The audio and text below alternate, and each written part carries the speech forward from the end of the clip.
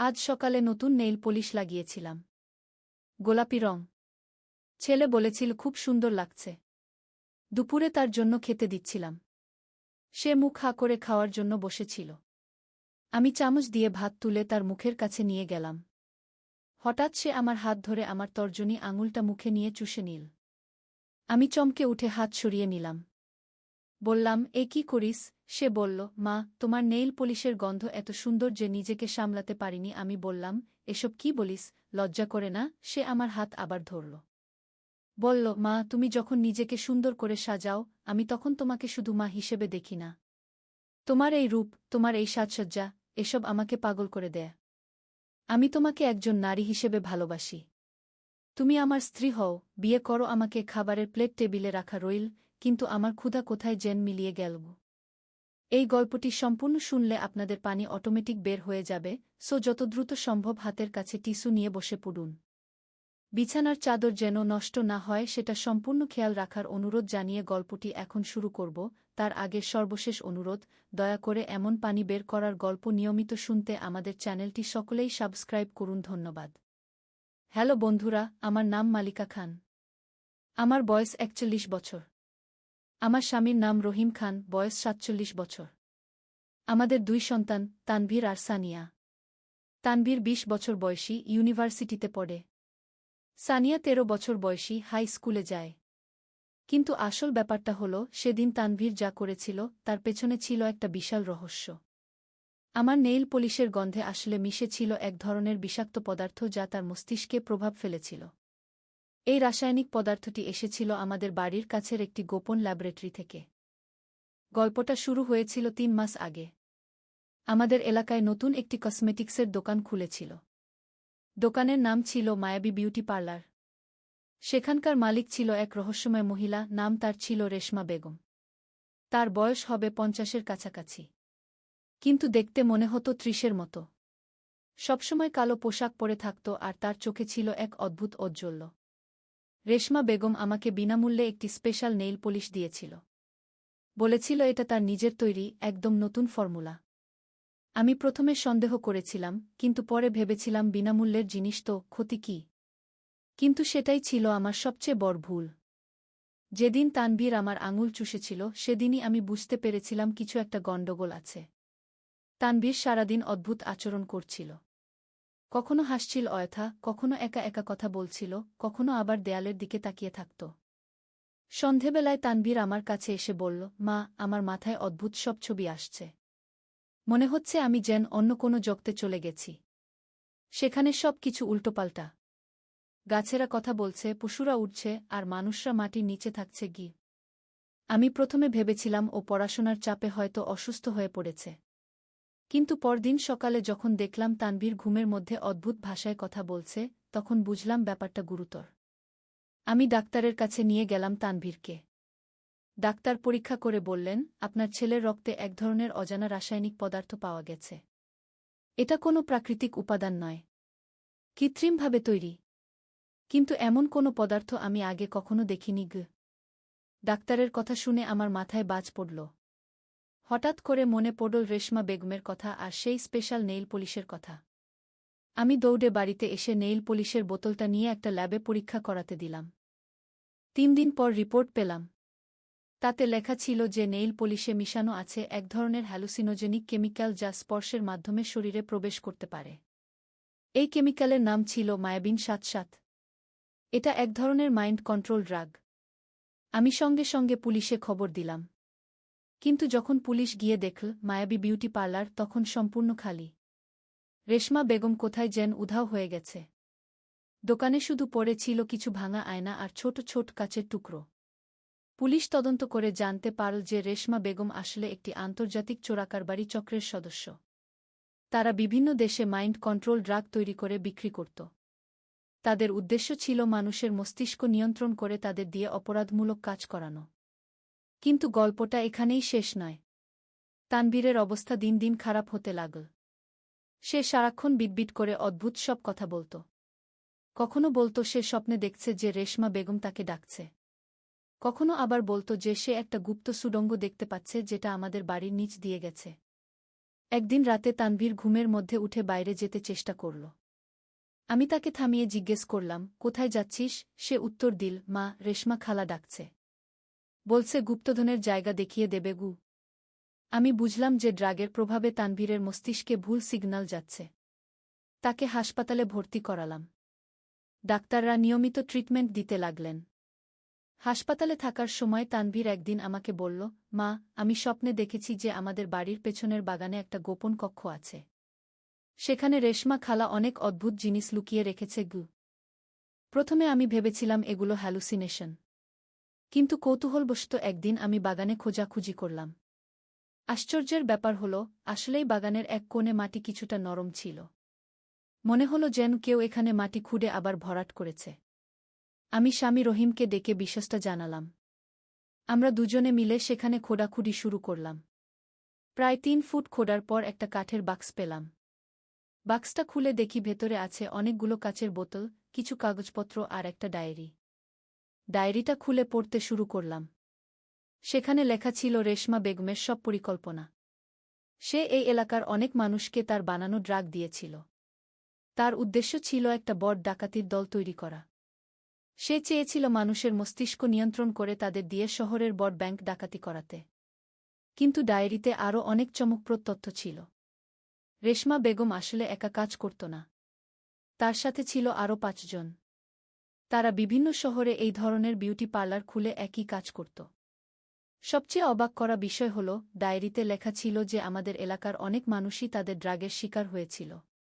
কিন্তু বেশিরভাগ মানুষই টের পায়নি, কারণ ড্রাগের মাত্রা ছিল খুব কম। আমি সঙ্গে সঙ্গে পুলিশকে খবর দিলাম। তারা এসে ডায়েরি আর বাক্সের সব জিনিস নিয়ে গেল। এরপর শুরু হলো ব্যাপক তদন্ত। তদন্তে বেরিয়ে এলো যে রেশমা বেগমের দল শুধু আমাদের শহরেই নয়, সারা দেশের বিভিন্ন জায়গায় এই কাজ করেছে। তারা হাজার হাজার মানুষকে তাদের ড্রাগ দিয়েছে। কিন্তু সৌভাগ্যের বিষয় হল, বেশিরভাগ ক্ষেত্রেই ড্রাগের প্রভাব স্থায়ী হয়নি। পুলিশ আরও জানতে পারল যে এই ধরনের ড্রাগ তৈরির কারখানা ছিল শহর থেকে ৫০ কিলোমিটার দূরে একটা পরিত্যক্ত ইটভাটায়। সেখানে গিয়ে পুলিশ বিপুল পরিমাণ কেমিক্যাল আর যন্ত্রপাতি উদ্ধার করল। কিন্তু রেশমা বেগম আর তার দলের খোঁজ পাওয়া গেল না। তারা সবাই যেন মাটিতে মিশে গেছে। এদিকে তানভীরের অবস্থার ধীরে ধীরে উন্নতি হচ্ছিল। ডাক্তাররা বলেছিলেন যে নিয়মিত ট্রিটমেন্টের ফলে ড্রাগের প্রভাব কমে যাচ্ছে। তবে সম্পূর্ণ সুস্থ হতে আরও কয়েক মাস সময় লাগবে। একদিন তানভীর হাসপাতাল থেকে বাড়ি এলো। সে অনেকটাই ভালো হয়ে গেছে। কিন্তু মাঝে মাঝে এখনও অদ্ভুত স্বপ্ন দেখে। স্বপ্নে সে দেখে যে রেশমা বেগম তাকে ফিরে আসার জন্য ডাকছে। একদিন রাতে তানভীর আমাকে জাগিয়ে বলল, মা, আমি স্বপ্নে দেখলাম যে রেশমা খালা আর তার দল একটা বড় শহরে গিয়েছে। সেখানে তারা আবার নতুন করে কাজ শুরু করেছে গি। আমি তানভীরের কথা পুলিশকে জানালাম। পুলিশ বলল যে তারা তদন্ত করে দেখবে। কিন্তু এই ধরনের ড্রাগের প্রভাবে যে স্বপ্ন দেখা যায়, সেগুলো সবসময় সত্যি হয় না। কিন্তু আশ্চর্যের বিষয় হল, ২ সপ্তাহ পর সংবাদপত্রে দেখলাম যে ঢাকায় একটা বিউটি পার্লারে পুলিশের অভিযান চালানো হয়েছে। সেখানে উদ্ধার করা হয়েছে বিপুল পরিমাণ নকল প্রসাধনী আর মাদক। কিন্তু অপরাধীরা পালিয়ে গেছে। এই খবরে আমি বুঝলাম যে তানভীরের স্বপ্ন হয়তো পুরোপুরি মিথ্যা নয়।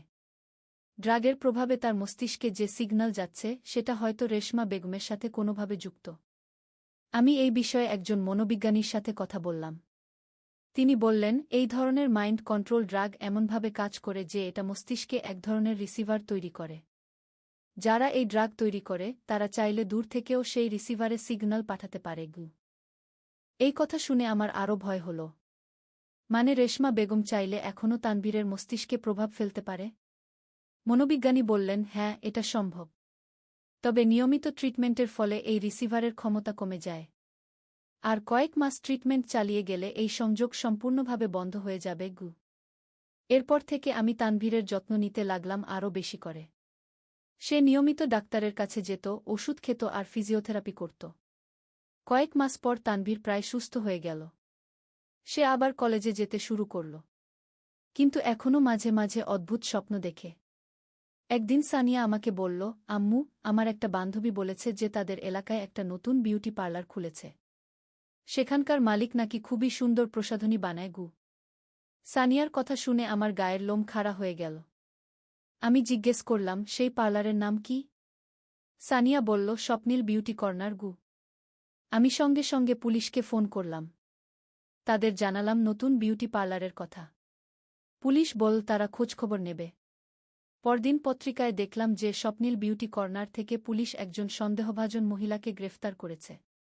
তার কাছ থেকে পাওয়া গেছে বিপুল পরিমাণ রাসায়নিক পদার্থ। এই খবরে আমি কিছুটা স্বস্তি পেলাম। কিন্তু মনে মনে ভাবলাম, রেশমা বেগম কি এখনও পালিয়ে বেড়াচ্ছে? সে কি আরও কোথাও এই ধরনের কাজ করছে? তানভীর এখন অনেকটাই ভালো। সে নিয়মিত পড়াশোনা করে, বন্ধুদের সাথে আড্ডা দেয়।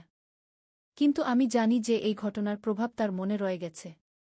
সে এখনও মাঝে মাঝে বলে, মা, আমি যদি সেদিন তোমার হাত না ছুতাম তাহলে কি এসব হতো না? আমি তাকে বলি, এসব তোর কোনো দোষ নেই। এটা ছিল একটা দুর্ঘটনা। আর এই দুর্ঘটনার মাধ্যমেই তো আমরা একটা বড় অপরাধী চক্রের খবর জানতে পেরেছি। এই পুরো ঘটনা আমাদের পরিবারকে অনেক কিছু শিখিয়েছে। প্রথমত, আমরা বুঝেছি যে বিনামূল্যের কোনো কিছু নেওয়ার আগে সতর্ক হতে হয়।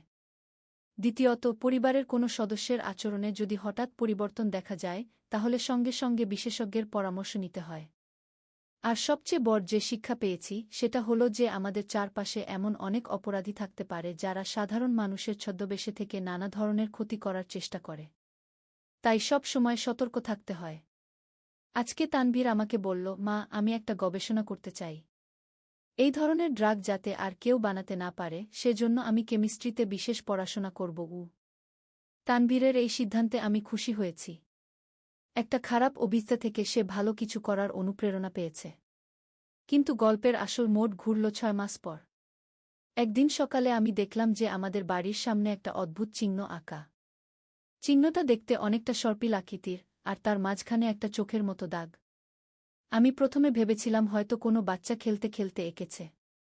কিন্তু পরদিন দেখি চিহ্নটা আরও স্পষ্ট হয়ে গেছে, যেন কেউ আবার তার উপর দিয়ে আঁকা দিয়েছে। তৃতীয় দিন যখন দেখি চিহ্নটা আরও বড় হয়ে গেছে আর তার চারপাশে ছোট ছোট কিছু অক্ষর লেখা, তখন আমি বুঝলাম এটা কোনো সাধারণ বিষয় নয়। আমি তানভীরকে ডেকে চিহ্নটা দেখালাম। সে দেখার সাথে সাথেই বলল, মা, এটা আমি আগেও দেখেছি। স্বপ্নে। রেশমা খালা এই চিহ্ন দিয়ে আমাকে ডাকত। আমার বুক ধড়ফড় করতে লাগল। মানে রেশমা বেগম এখনও আমাদের খোঁজ রেখেছে? সে কি ফিরে এসেছে? আমি পুলিশকে খবর দিলাম। তারা এসে চিহ্নটার ফটো তুলল আর বলল যে তারা তদন্ত করবে। পরদিন পুলিশের একজন অফিসার আমাদের বাড়িতে এলো। তার নাম ইন্সপেক্টর করিম। তিনি বললেন, আপনাদের বাড়ির সামনের এই চিহ্ন আমরা আগেও দেখেছি। এটা একটা আন্তর্জাতিক অপরাধী চক্রের গোপন সাংকেতিক ভাষা। এর মানে হল টার্গেট আইডেন্টিফাইড। ইন্সপেক্টর করিমের কথা শুনে আমার মাথা ঘুরে গেল। মানে আমরা এখনও তাদের টার্গেট? কেন? ইন্সপেক্টর বললেন, আপনার ছেলে তানভীরের কাছে এখনও সেই ড্রাগের কিছু প্রভাব রয়ে গেছে। তার মস্তিষ্ক এখনও একটা রিসিভারের মতো কাজ করে। রেশমা বেগমের দল চায় যে তানভীরকে ব্যবহার করে তারা আরও বড় কোনো অপরাধ ঘটাবে। আমি জিজ্ঞেস করলাম, কী ধরনের অপরাধ?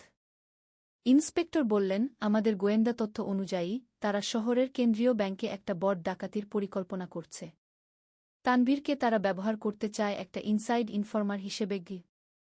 আমি বললাম, কিন্তু তানভীর তো ব্যাংকে কাজ করে না। ইন্সপেক্টর হাসলেন, না, কিন্তু তানভীরের বন্ধু রাফি সেই ব্যাংকে ইন্টার্নশিপ করে। রেশমা বেগমের দল চায় যে তানভীর তার বন্ধুর কাছ থেকে ব্যাংকের নিরাপত্তা ব্যবস্থার তথ্য সংগ্রহ করুক। আমি চমকে উঠলাম। কিন্তু তানভীর তো এসব কিছুই জানে না। হ্যাঁ, সে জানে না। কিন্তু তার অজান্তেই সে হয়তো এই কাজ করবে। মাইন্ড কন্ট্রোল ড্রাগের এটাই বিপদ।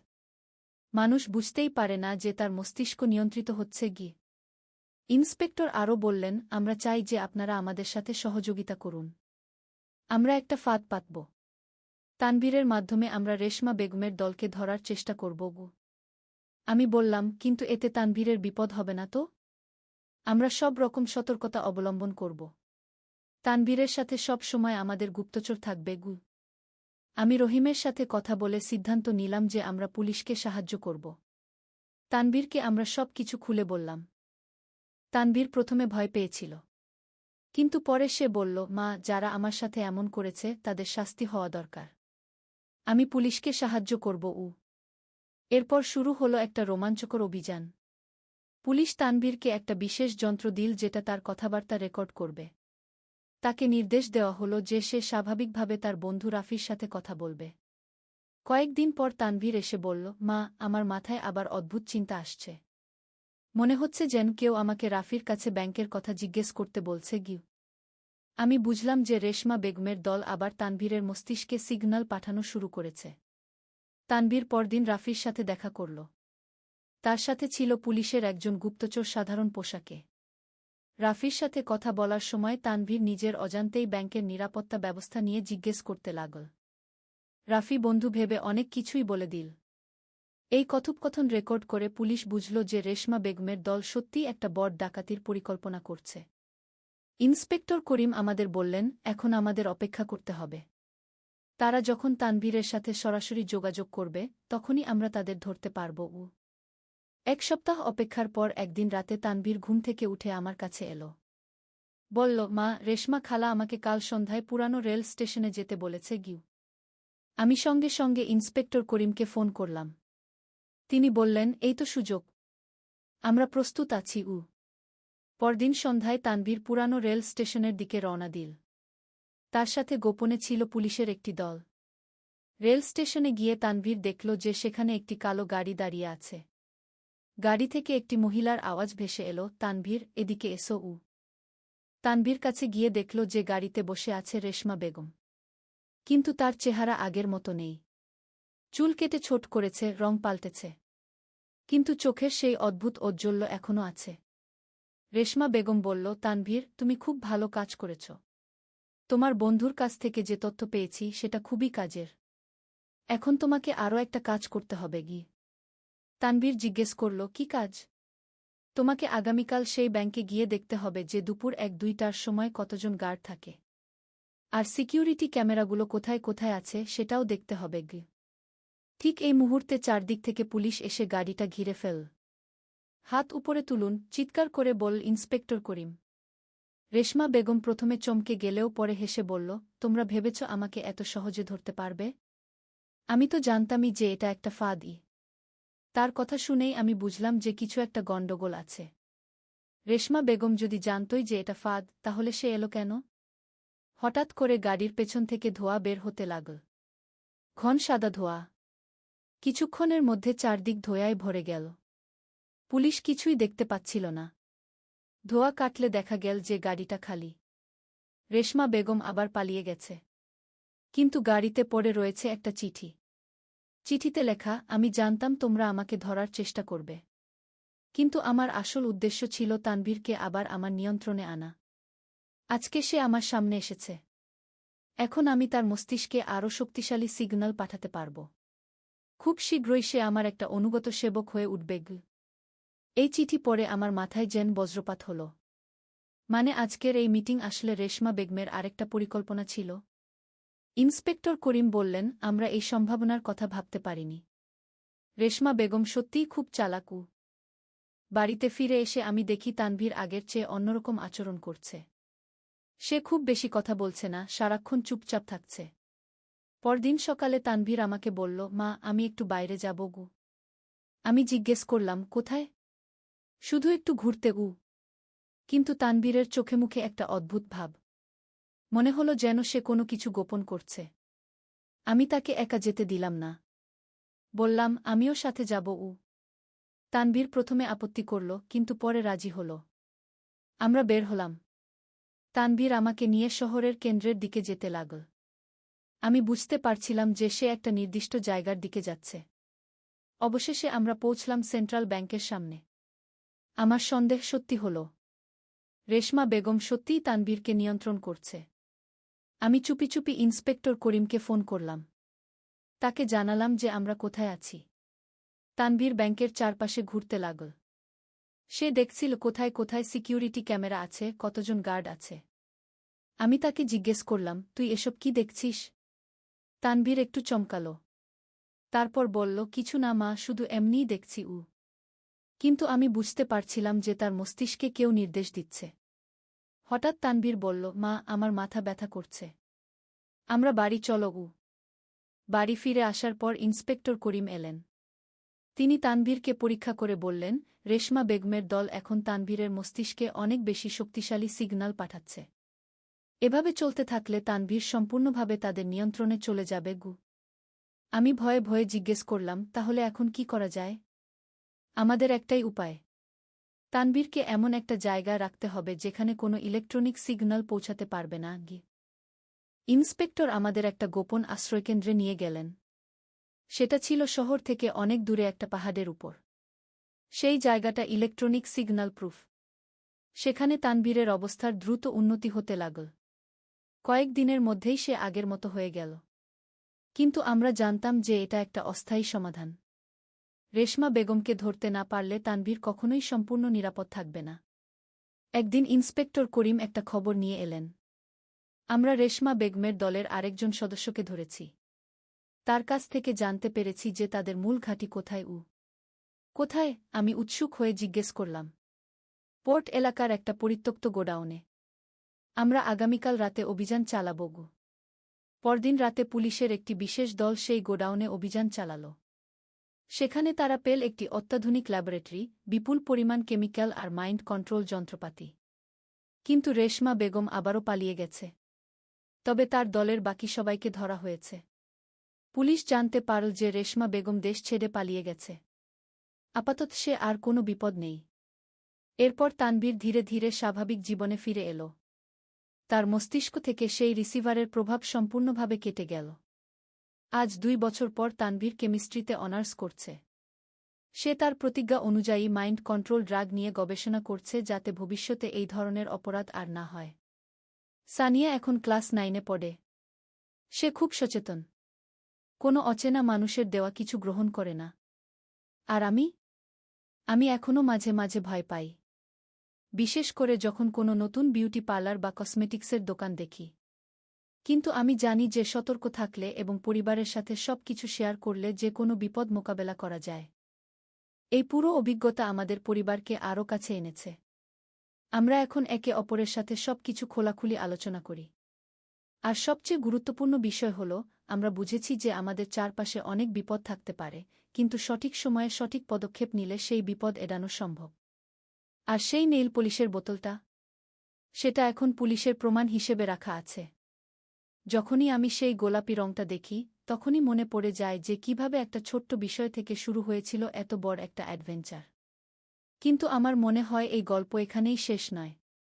কোথাও না কোথাও রেশমা বেগম এখনও তার অপরাধমূলক কাজকর্ম চালিয়ে যাচ্ছে। হয়তো অন্য কোনো দেশে, অন্য কোনো পরিবারের সাথে একই ঘটনার পুনরাবৃত্তি ঘটাচ্ছে। তবে একটা কথা আমি নিশ্চিত, আমাদের পরিবার এখন অনেক বেশি শক্তিশালী। আমরা জানি কিভাবে একসাথে থেকে যে কোনো বিপদের মুখোমুখি হতে হয়। আর এই অভিজ্ঞতা আমাদের শিখিয়েছে যে পরিবারের ভালোবাসা আর একটাই সবচেয়ে বড় শক্তি। পরোটা বানাতে গিয়ে ছেলে আমার পেছনে এসে দাঁড়িয়ে এমন কথা বলল যে আটার লেই হাত থেকে পড়ে গেল। সকালে ছেলের জন্য পরোটা বানাচ্ছিলাম। রান্নাঘরে একা একা কাজ করতে ভালো লাগে। হঠাৎ ছেলে পেছন থেকে এসে দাঁড়াল। মা, আজ আমি তোমাকে সাহায্য করব। আমি বললাম, ঠিক আছে, বেলুন দাও। ও আটা বেলতে গিয়ে সে আমার হাতের উপর তার হাত রাখল। মা, এভাবেই তো স্বামী-স্ত্রী একসাথে রান্না করে। আমি চমকে উঠলাম। কি বলছিস? আটার লেই আমার হাতে লেগে থাকল। সে আমার কাঁধে হাত রেখে বলল, আমি দেখেছি সিনেমায় স্বামী-স্ত্রী মিলে রান্না করে চুলার আগুনের তাপ অনুভব করছিলাম গালে। আমিও তোমার সাথে এভাবে সারা জীবন কাটাতে চাই। পরোটা উল্টাতে গিয়ে হাত কাঁপল। মা, তুমি আমার স্ত্রী হয়ে যাও। তাওয়ার উপর পরোটা পুড়ে যেতে লাগল। কিন্তু আমি খেয়াল করলাম না। তার কথায় মনোযোগ গেছে। আমি তোমাকে ভালোবাসি, শুধু মা হিসেবে নয়। ধোঁয়া উঠছিল তাওয়া থেকে। বিয়ে করো আমাকে। রান্নাঘরের গরম আমাকে দমবন্ধ করে দিচ্ছিল। এই গল্পটি সম্পূর্ণ শুনলে আপনাদের পানি অটোমেটিক বের হয়ে যাবে, সো যত দ্রুত সম্ভব হাতের কাছে টিস্যু নিয়ে বসে পড়ো। বিছানার চাদর যেন নষ্ট না হয় সেটা সম্পূর্ণ খেয়াল রাখার অনুরোধ জানিয়ে গল্পটি এখন শুরু করব। তার আগে সর্বশেষ অনুরোধ, দয়া করে এমন পানি বের করার গল্প নিয়মিত শুনতে আমাদের চ্যানেলটি সকলেই সাবস্ক্রাইব করুন। ধন্যবাদ। হ্যালো বন্ধুরা, আমার নাম রুমানা খাতুন। আমার বয়স 40 বছর। আমার স্বামীর নাম রফিক খান, বয়স 43 বছর। আমাদের 2 সন্তান, রাহুল আর রিমা। রাহুল 21 বছর বয়সী, ভার্সিটিতে পড়ে। রিমা 14 বছর বয়সী, স্কুলে যায়। আজকের ঘটনাটা ঘটল গত সপ্তাহে। রাহুল ছুটির দিনে বাড়িতে এসেছিল। সকাল 10টার দিকে রান্নাঘরে পরোটা বানাচ্ছিলাম। হঠাৎ রাহুল পেছন থেকে এসে দাঁড়াল। তার মুখে একটা অদ্ভুত হাসি। মা, সে বলল, আজ তোমার সাথে রান্না করব। আমি অবাক হলাম। রাহুল কখনো রান্নাঘরে আসে না। কি হলো বাবা? হঠাৎ রান্নার শখ জাগল নাকি? সে আমার পাশে এসে দাঁড়াল। মা, আমি তোমাকে একটা গোপন কথা বলব। তার গলার স্বর কেমন যেন অন্যরকম লাগছিল। আমি আর কোনো মেয়েকে বিয়ে করতে চাই না গিয়ে। আমি চমকে উঠলাম। মানে? কি বলছিস তুই? মা, আমি সিদ্ধান্ত নিয়েছি যে আমি তোমাকেই বিয়ে করব। সে আমার কাঁধে হাত রাখল। তুমিই আমার স্ত্রী হবে গ। আটার লেই আমার হাত থেকে পড়ে গেল। রাহুল, তুই কি বলছিস? আমি তোর মা। মা, আমি গভীরভাবে ভেবেছি। তোমার চেয়ে ভালো কোনো মেয়ে আমি পাব না। কি তার চোখে একটা অদ্ভুত ভাব। তুমি আমার সব চাহিদা পূরণ করতে পারবে গ। আমি কাঁপতে শুরু করলাম। রাহুল, তুই কি বলছিস? এসব কি? মা, আমি তোমাকে ভালোবাসি। শুধু মা হিসেবে নয়, একজন নারী হিসেবেও। সে আরও কাছে এসে দাঁড়াল। আমি তোমার সাথে সারা জীবন কাটাতে চাই। পরোটা তাওয়ার উপর পুড়ে যাচ্ছিল। কিন্তু আমি সেদিকে খেয়াল করতে পারছিলাম না। রাহুলের কথাগুলো আমার মাথায় ঘুরপাক খাচ্ছিল। রাহুল, তুই কি পাগল হয়ে গেছিস? আমি তোর মা। এসব কি বলছিস তুই? মা, আমি জানি এটা অস্বাভাবিক লাগছে। কিন্তু আমি সত্যি বলছি। সে আমার হাত ধরতে চাইল। আমি তোমাকে চাই। আমি পিছিয়ে গেলাম। রাহুল, তুই থাম। এসব বলিস না। মা, আমি সিরিয়াস। আমি তোমাকে বিয়ে করতে চাই। কি তার গলার স্বর আরও গভীর হয়ে উঠল। তুমি রাজি হবে তো? আমার মাথা ঝিমঝিম করছিল। রাহুল, এসব কি বলছিস? তুই কি মাথা খারাপ হয়ে গেছিস? মা, আমি কখনো এত সিরিয়াস ছিলাম না। আমি তোমাকে সত্যি ভালোবাসি। সে আমার দিকে তাকিয়ে রইল। তুমি আমার হয়ে যাবে? আমি আর সহ্য করতে পারলাম না। রাহুল, তুই এখনই এসব বন্ধ কর। আমি তোর মা। এসব কথা বলতে নেই। মা, আমি তোমার জন্য অপেক্ষা করব। সে হেসে বলল। যতদিন লাগুক না কেন। এমন সময় দরজায় কলিং বেল বাজল। আমি তাড়াতাড়ি দরজার দিকে গেলাম। দরজা খুলে দেখি আমাদের পাশের বাড়ির আন্টি। রুমানা, কি খবর? ভালো আছো তো? জি আন্টি, ভালো আছি। আমি কোনোরকমে নিজেকে সামলালাম। একটা কথা বলবো। তোমার রাহুলকে নিয়ে আমার হৃদয় দপদ করতে লাগল। কি হয়েছে আন্টি?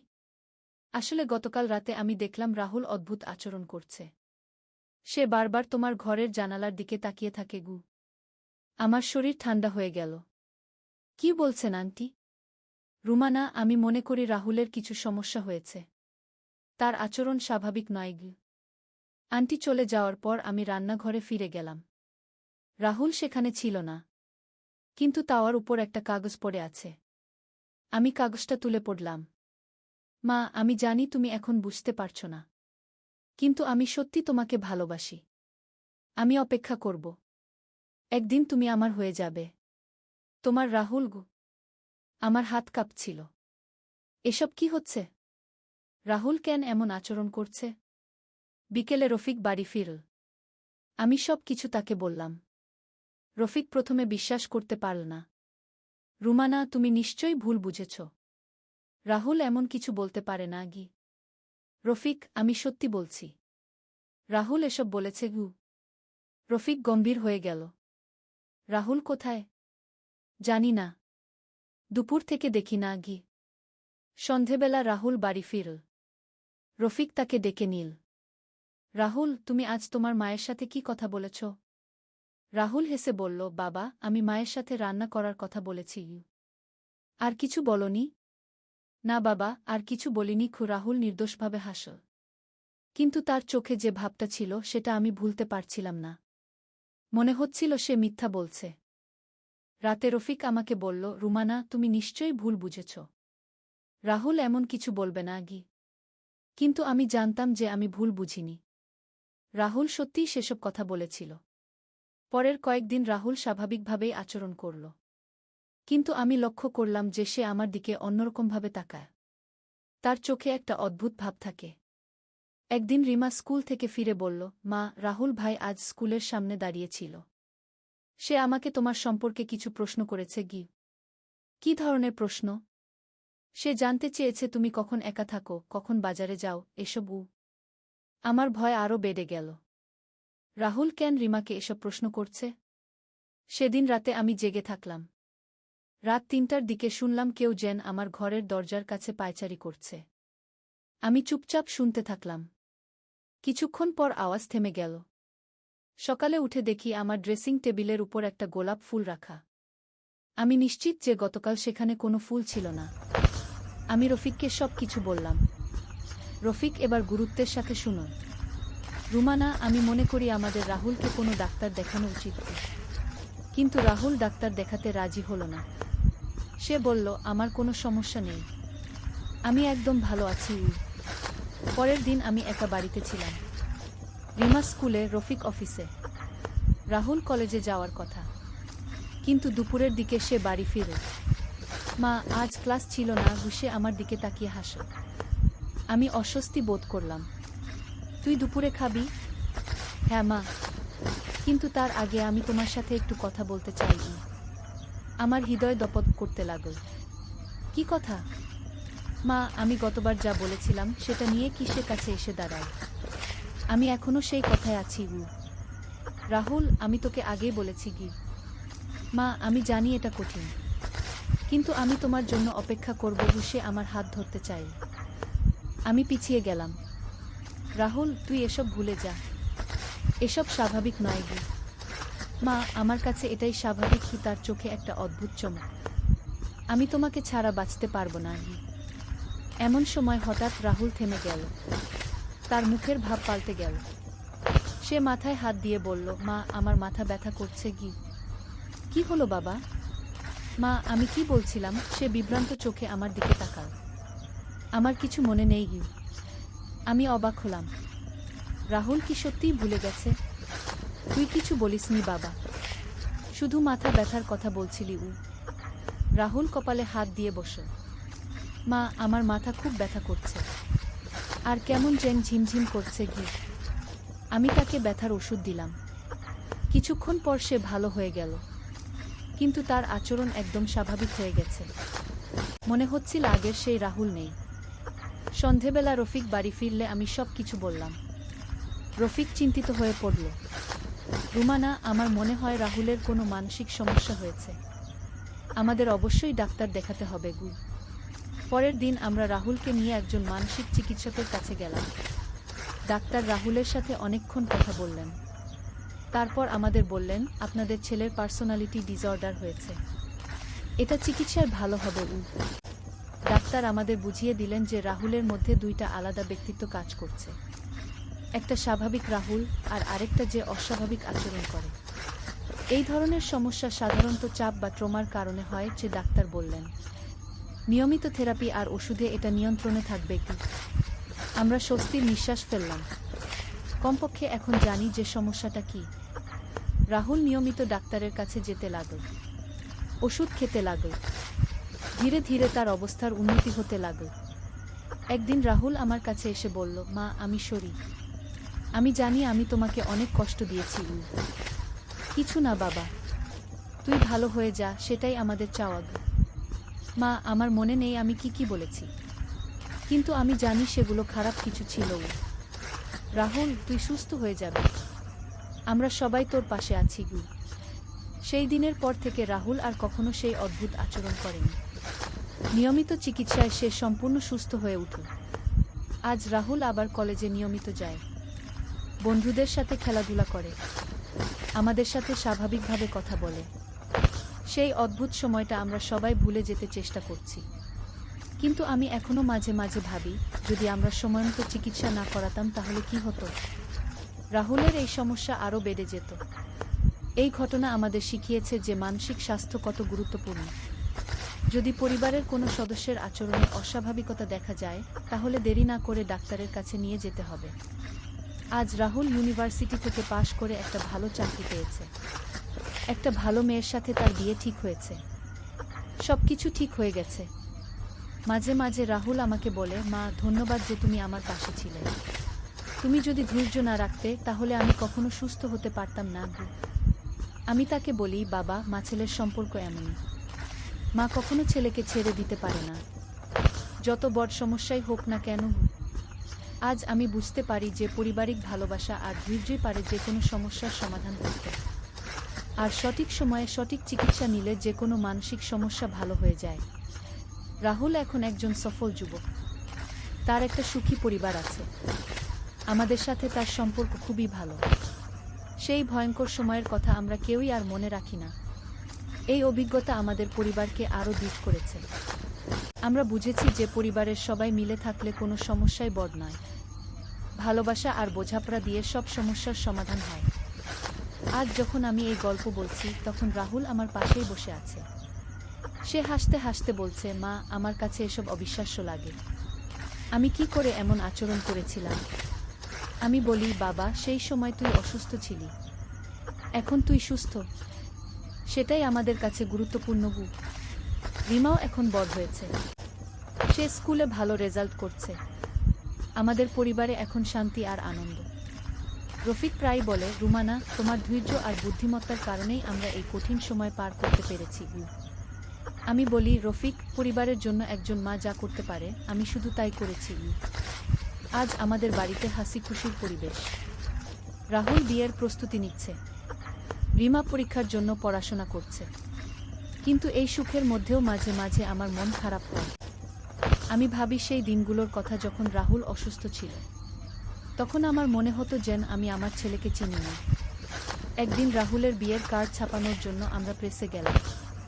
সেখানে কার্ডের নকশা দেখতে দেখতে রাহুল আমাকে বলল, মা, আমি কখনো ভাবিনি যে আমার এমন একটা সুন্দর বিয়ে হবে গু। আমি তার দিকে তাকিয়ে হাসলাম। কেন বাবা, তুই কি ভাবতিস তোর বিয়ে হবে না? না মা, আসলে সেই যে আমার অসুখটা হয়েছিল তখন আমার মনে হতো যে আমি কোনোদিন স্বাভাবিক জীবনযাত্রা করতে পারবো না গি। আমার চোখে পানি এসে গেল। বাবা, তুই এখন সম্পূর্ণ সুস্থ, তোর একটা সুন্দর জীবন অপেক্ষা করছে গি।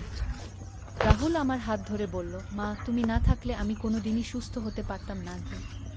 প্রেস থেকে বাড়ি ফেরার পথে রাহুল আমাকে বলল, মা, আমি চাই তুমি আমার বিয়েতে একটা বক্তব্য দিবে গু। কি বক্তব্য বাবা? মা, তুমি সবাইকে বলবে যে মানসিক অসুখ কোনো লজ্জার বিষয় নয়, সঠিক চিকিৎসায় এটা সেরে যায় উ। আমি রাহুলের কথায় গর্ব অনুভব করলাম। আমার ছেলে এতটা পরিপক্ক হয়েছে যে সে নিজের অসুখ নিয়ে অন্যদের সাহায্য করতে চায়। বিয়ের দিন এল। রাহুলকে দেখে মনে হচ্ছিল একদম রাজপুত্র। তার মুখে একটা উজ্জ্বল হাসি। নতুন বউ সুমিত্রাও খুব সুন্দর মেয়ে। তাকে দেখে মনে হচ্ছিল যে সে রাহুলকে খুব ভালোবাসে। বিয়ের অনুষ্ঠানে আমি যখন বক্তৃতা দিলাম তখন অনেকেই কাঁদতে শুরু করল। আমি বললাম, আমার ছেলে রাহুলের একসময় মানসিক সমস্যা হয়েছিল, কিন্তু সঠিক চিকিৎসা আর পরিবারের সাহায্যে সে সম্পূর্ণ সুস্থ হয়েছে। আজ সে একজন সফল মানুষ গো। আমি আরও বললাম, যদি আপনাদের পরিবারে কারো মানসিক সমস্যা থাকে তাহলে লজ্জা না করে ডাক্তারের কাছে নিয়ে যান। মানসিক অসুখ অন্য যে কোনো অসুখের মতোই, চিকিৎসায় এটা সেরে যায় উ। সবাই আমার কথা মনোযোগ দিয়ে শুনুন। অনেকে পরে আমার কাছে এসে বলল যে আমার কথা তাদের অনুপ্রাণিত করেছে।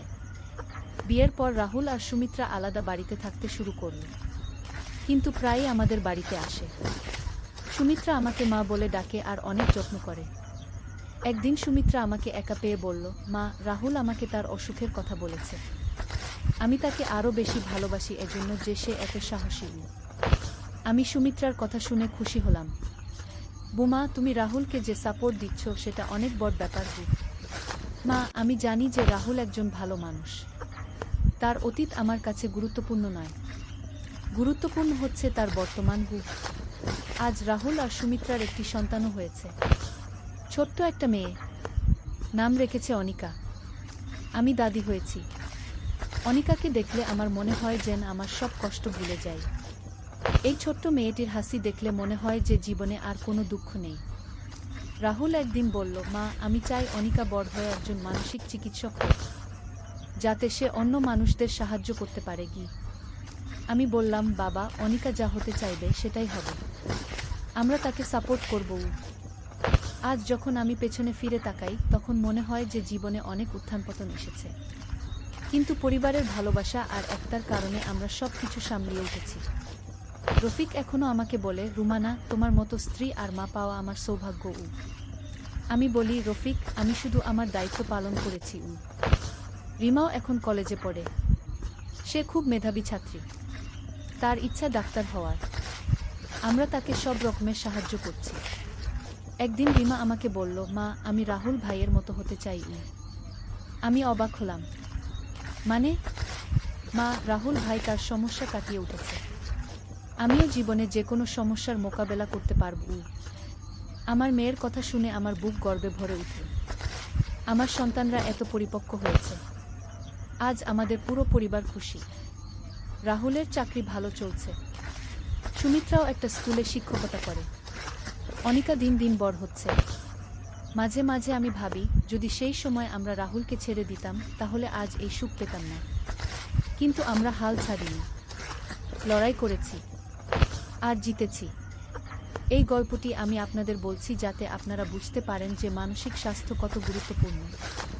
যদি আপনার পরিবারে কারো এ ধরনের সমস্যা হয় তাহলে ধৈর্য রাখুন, ভালোবাসা দিন, আর অবশ্যই ডাক্তারের কাছে নিয়ে যান। মানসিক অসুখ কোনো অভিশাপ নয়। এটা একটা রোগ যেটা চিকিৎসায় সেরে যায়। শুধু প্রয়োজন সঠিক সময়ে সঠিক চিকিৎসা নেওয়া। আজ রাহুল যখন তার মেয়ে অনিকাকে নিয়ে খেলে, তখন আমার মনে সেই ভয়ঙ্কর দিনগুলোর কথা মনে পড়ে না। আমি শুধু দেখি একজন সুখী বাবা যে তার মেয়েকে ভালোবাসে। জীবনটা এমনই, কখনো কষ্ট, কখনো আনন্দ। কিন্তু পরিবারের সাথে থাকলে সব কষ্ট সহ্য করা যায়, আর আনন্দ আরও বেশি লাগে। আজ আমি যখন রান্নাঘরে পরোটা বানাই, তখন রাহুল এসে বলে, মা, আমি তোমাকে সাহায্য করব। কিন্তু এখন তার কণ্ঠস্বরে সেই আগের মতো অদ্ভুত ভাব নেই। এখন সে একজন স্বাভাবিক ছেলে যে মাকে সাহায্য করতে চায়। আমি তাকে বলি, ঠিক আছে বাবা, বেলুন দাও। আর আমরা একসাথে রান্না করি, মা আর ছেলে মিলে, একদম স্বাভাবিকভাবে। এই গল্পের শেষে আমি বলতে চাই যে, যারা মানসিক সমস্যায় ভুগছেন বা যাদের পরিবারে কেউ এই সমস্যায় আছেন, তারা যেন হাল না ছাড়েন। চিকিৎসা নিন, ভালো হয়ে যাবেন। জীবনে অনেক সমস্যা আসে, কিন্তু সব সমস্যারই সমাধান আছে। শুধু ধৈর্য রাখতে হয় আর বিশ্বাস রাখতে হয় যে সব ঠিক হয়ে যাবে। আমার পরিবারের সব ঠিক হয়েছে, আপনার পরিবারেও সব ঠিক হবে। শুধু চেষ্টা করে যেতে হবে। আর মনে রাখবেন, পরিবারের ভালোবাসাই সবচেয়ে বড় ওষুধ। ধন্যবাদ সবাইকে। নূরের আলো একটি ইসলামিক গল্প। প্রথম অধ্যায়, সূচনা। মক্কার পবিত্র ভূমিতে কাবা শরীফের ছায়ায় এক যুবক বসে আছিল। তার নাম আব্দুল্লাহ ইবন উমর। বয়স মাত্র 2-5 বছর, কিন্তু তার চোখে ছিল গভীর চিন্তার ছাপ। সে একজন ব্যবসায়ী, তার পিতার রেখে যাওয়া ব্যবসা সামলাতে হয় তাকে। কিন্তু আজ তার মন অশান্ত। গত কয়েক মাস ধরে সে একটা অদ্ভুত স্বপ্ন দেখছে। স্বপ্নে দেখে এক উজ্জ্বল নূরের আলো ভরা একটি পথ। সেই পথ ধরে হাঁটতে হাঁটতে সে পৌঁছায় এক অপরিচিত জায়গায়, যেখানে অনেক মানুষ কাঁদছে, তাদের প্রয়োজন সাহায্য। প্রতিবার স্বপ্নের শেষে সে শুনতে পায় একটি আওয়াজ, তুমি কি আমার বান্দাদের সেবা করবে? আব্দুল্লাহ ইবন উমর জানত যে আল্লাহ তাআলা কখনো কখনো স্বপ্নের মাধ্যমে তার বান্দাদের পথ দেখান। কিন্তু এই স্বপ্নের অর্থ কি, তার বুঝতে কষ্ট হচ্ছিল। সেদিন ফজরের নামাজ শেষে সে তার বন্ধু আবু বকর আল সিদ্দিকের কাছে গেল। আবু বকর ছিলেন একজন জ্ঞানী মানুষ, যিনি কুরআন ও হাদিসে গভীর জ্ঞান রাখতেন। ভাই আবু বকর, আব্দুল্লাহ বলল, আমার একটা স্বপ্নের বিষয়ে আপনার সাথে কথা বলতে চাই। আবু বকর মনোযোগ দিয়ে স্বপ্নের কথা শুনলেন। তারপর একটু চুপ থেকে বললেন, ভাই আব্দুল্লাহ, এটি একটি শুভ স্বপ্ন। আল্লাহ তাআলা হয়তো তোমাকে কোনো বিশেষ দায়িত্বের জন্য প্রস্তুত করছেন। মনে রাখবে, রাসূলুল্লাহ বলেছেন, মানুষের সেবাই আল্লাহর সেবা। হয়তো আল্লাহ তোমাকে তার বান্দাদের সেবার জন্য ডাকছেন। দ্বিতীয় অধ্যায়, যাত্রা শুরু। আবু বকরের কথা শুনে আব্দুল্লাহর মনে একটা স্পষ্টতা এল। সে ঠিক করল, যতটুকু সম্পদ আছে তার একটা অংশ দিয়ে দরিদ্র মানুষদের সাহায্য করবে। প্রথমে সে মক্কার আশেপাশের গরিব পরিবারগুলো খোঁজ করতে লাগল। দেখতে পেল, শহরের বাইরে অনেক পরিবার আছে যাদের খাবারের অভাব, চিকিৎসার অভাব। কেউ কেউ এমনকি পরিষ্কার পানি পায় না। আব্দুল্লাহ তার ব্যবসার মুনাফার একটা বড় অংশ দিয়ে এসব পরিবারের জন্য খাদ্য, বস্ত্র ও ঔষধের ব্যবস্থা করল। কিন্তু কিছুদিন পরেই সে বুঝতে পারল শুধু অর্থ দিলেই হবে না, এসব পরিবারের দীর্ঘমেয়াদী সমাধান দরকার। একদিন সে এক বৃদ্ধ মানুষের সাথে দেখা করল। তার নাম আবু তালিব। এই বৃদ্ধ একসময় একজন বড় আলেম ছিলেন, কিন্তু এখন তার চোখের দৃষ্টি নেই। তার কোনো সন্তান নেই, একা থাকেন।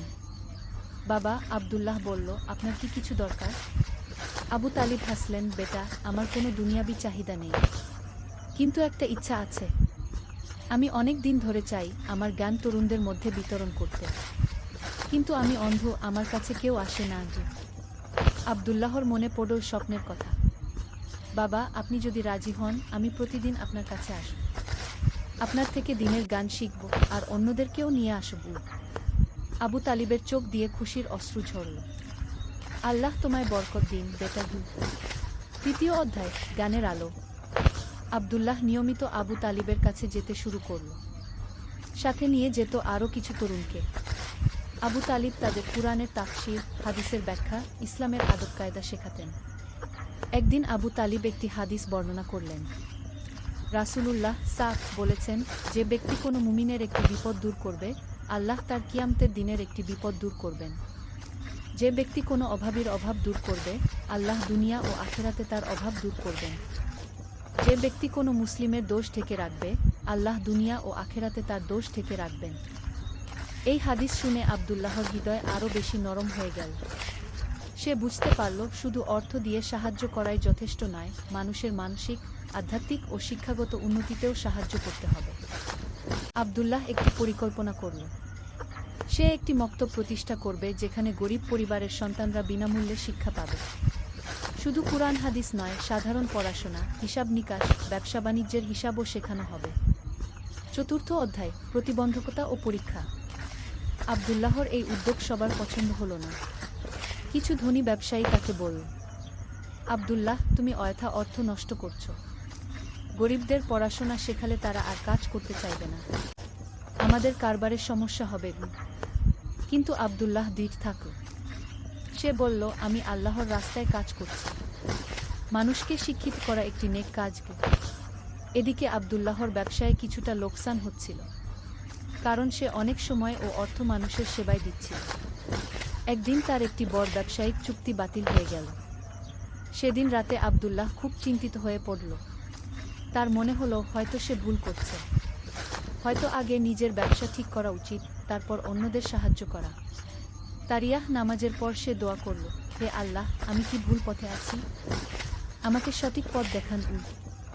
সেই রাতে আবার সেই স্বপ্ন, কিন্তু এবার স্বপ্নে সে দেখল সেই নূরের পথে অনেক বাধা, কিন্তু যারা ধৈর্য ধরে এগিয়ে যাচ্ছে তাদের জন্য পথের শেষে অপেক্ষা করছে অসীম শান্তি ও সুখ।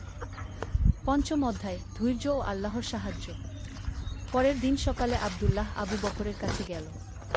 তার মনের অবস্থা জানাল। আবু বকর বললেন, ভাই, আল্লাহর পথে চলতে গেলে পরীক্ষা আসবেই। কুরআনে আল্লাহ বলেছেন, আর আমি অবশ্যই তোমাদেরকে পরীক্ষা করব ভয়, ক্ষুধা এবং ধন সম্পদ, জীবন ও ফসলের ক্ষতির মাধ্যমে। আর ধৈর্যশীলদের সুসংবাদ দাও, তুমি ধৈর্য ধর, আল্লাহর সাহায্য আসবে। আব্দুল্লাহ সিদ্ধান্ত নিল সে থেমে যাবে না, তার মক্তব প্রতিষ্ঠার কাজ চালিয়ে যাবে। কিছুদিন পরে একটি আশ্চর্য ঘটনা ঘটল। দামেস্ক থেকে একজন ব্যবসায়ী এসে আব্দুল্লাহর সাথে দেখা করল। তার নাম উসমান ইবন আফফান। আমি শুনেছি তুমি একটি মক্তব তৈরি করছো, উসমান বলল। আমি তোমার এই কাজে সাহায্য করতে চাই। উসমান আব্দুল্লাহকে একটি বড় অনুদান দিল এবং বলল, এছাড়াও আমি তোমার সাথে ব্যবসায়িক অংশীদারিত্ব করতে চাই। আমার দামেস্কের ব্যবসার সাথে তোমার মক্কার ব্যবসা যুক্ত করলে দুজনেরই লাভ হবে। আব্দুল্লাহ বুঝতে পারল এটি আল্লাহর তরফ থেকে সাহায্য। ষষ্ঠ অধ্যায়, মক্তবের প্রতিষ্ঠা। উসমানের সাহায্যে আব্দুল্লাহ একটি সুন্দর মক্তব প্রতিষ্ঠা করল। সেখানে আবু তালিবকে প্রধান শিক্ষক করা হলো। আরও কয়েকজন আলেমকে শিক্ষক হিসেবে নিয়োগ দেওয়া হলো। মক্তবে শুধু ধর্মীয় শিক্ষাই নয়, গণিত, ভাষা, ভূগোল, ইতিহাসও পড়ানো হতো। বিশেষভাবে ব্যবসা বাণিজ্যের হিসাব নিকাশ শেখানো হতো যাতে ছাত্ররা ভবিষ্যতে স্বনির্ভর হতে পারে। প্রথম দিন মক্তবে 200 জন ছাত্র ভর্তি হলো। সবাই গরিব পরিবারের সন্তান। আব্দুল্লাহ তাদের বই, খাতা, কলম সবকিছু বিনামূল্যে দিল। এছাড়া দুপুরের খাবারের ব্যবস্থাও করল। মাস 3 পরে ছাত্র সংখ্যা বেড়ে দাঁড়াল 500 জনে। আশেপাশের এলাকা থেকেও ছেলেরা আসতে লাগল। একদিন একটি মজার ঘটনা ঘটল। মক্তবের সবচেয়ে ভালো ছাত্র, যার নাম সাইদ ইবন জায়েদ, একটি কঠিন হিসাবের অঙ্ক সমাধান করল যেটা আব্দুল্লাহ পারছিল না। সাইদ, তুমি এটা কিভাবে করলে? আব্দুল্লাহ জিজ্ঞেস করল। সাইদ লাজুক স্বরে বলল, উস্তাদ, আবু তালিব দাদা আমাদের শিখিয়েছেন যে প্রতিটি সমস্যার সমাধান আল্লাহর কাছে আছে। আমরা চেষ্টা করি আর আল্লাহর কাছে সাহায্য চাই। আব্দুল্লাহর চোখে পানি এসে গেল। এই ছোট্ট ছেলেটি তাকে বুঝিয়ে দিল তাওয়াক্কুলের, আল্লাহর উপর ভরসা, প্রকৃত অর্থ। সপ্তম অধ্যায়, সমাজে পরিবর্তন। মক্তব প্রতিষ্ঠার 1 বছর পরে আশেপাশের এলাকায় একটি পরিবর্তন লক্ষ্য করা গেল। যেসব পরিবারের ছেলেরা মক্তবে পড়তে আসত, তারা বাড়িতে গিয়ে পরিবারের সবাইকে কুরআন পড়তে, নামাজ পড়তে উৎসাহিত করত। একদিন সাইদের বাবা আব্দুল্লাহর কাছে এসে বলল, ভাই, আমার ছেলে আমাদের পুরো পরিবারকে বদলে দিয়েছে। আগে আমরা শুধু নামাজ পড়তাম, কিন্তু দিনের গভীর কিছু জানতাম না। এখন আমাদের ঘরে প্রতিদিন কুরআন তিলাওয়াত হয়, হাদিসের আলোচনা হয়। আব্দুল্লাহ বুঝতে পারল তার স্বপ্নের অর্থ এটাই ছিল, জ্ঞানের আলো ছড়িয়ে দেওয়া, যা একটি পরিবার থেকে শুরু করে পুরো সমাজে ছড়িয়ে যায়। কিন্তু আব্দুল্লাহর স্বপ্ন এখানেই শেষ নয়। সে চাইল আরও বড় কিছু করতে। অষ্টম অধ্যায়, দ্বিতীয় পর্যায়ের পরিকল্পনা। মক্তবের সফলতা দেখে আব্দুল্লাহর মনে নতুন পরিকল্পনা এল। সে ভাবল, মেয়েদের জন্য একটি শিক্ষা প্রতিষ্ঠান দরকার। সেই যুগে মেয়েদের শিক্ষার ব্যাপারে মানুষের মধ্যে অনেক ভুল ধারণা ছিল। অনেকে মনে করত মেয়েদের বেশি পড়াশোনার দরকার নেই। কিন্তু আব্দুল্লাহ জানত, রাসূলুল্লাহ সাক বলেছেন, জ্ঞান অন্বেষণ করা প্রত্যেক মুসলিম নরনারীর উপর ফরজ, ও এই হাদিসে মুসলিম বলা হয়েছে, মুসলিম পুরুষ বা মুসলিম নারী আলাদা করা হয়নি। আব্দুল্লাহ তার পরিকল্পনার কথা আবু বকরের সাথে আলোচনা করল। আবু বকর বললেন, এটি একটি চমৎকার পরিকল্পনা, কিন্তু এ কাজে তোমার স্ত্রী বা বোনের সাহায্য লাগবে, কারণ মেয়েদের শিক্ষার ক্ষেত্রে নারী শিক্ষকরাই বেশি উপযুক্ত। আব্দুল্লাহর একটি বোন ছিল, নাম ফাতিমা। সে খুব বুদ্ধিমতী এবং দিনদার। আব্দুল্লাহ তার সাথে বিষয়টি আলোচনা করল। ফাতিমা খুশি হয়ে বলল, ভাই, এটা তো খুবই ভালো একটা কাজ। আমি তোমার সাথে আছি। আমিও চাই আমাদের সমাজের মেয়েরা শিক্ষিত হোক। নবম অধ্যায়, নতুন চ্যালেঞ্জ। মেয়েদের জন্য মক্তব প্রতিষ্ঠার খবর ছড়িয়ে পড়তেই সমাজের কিছু মানুষ আপত্তি তুলল। একদিন কয়েকজন বয়স্ক মানুষ আব্দুল্লাহর কাছে এসে বলল, আব্দুল্লাহ, তুমি ভালো কাজ করছো, কিন্তু মেয়েদের বেশি পড়াশোনা শেখালে তারা ঘরকন্যার কাজ ছেড়ে দেবে। আব্দুল্লাহ ধৈর্য ধরে জবাব দিল, চাচারা, আমাদের নবীর স্ত্রী হযরত আয়েশা রাত কি শুধু ঘরকন্যার কাজ করতেন? তিনি তো ইসলামের অনেক বড় একজন আলেমা ছিলেন। সাহাবীরা তার কাছে দিনের অনেক বিষয় জানতে চাইতেন। শিক্ষা মানুষকে আরও ভালো মানুষ বানায়, মেয়ে হোক বা ছেলে।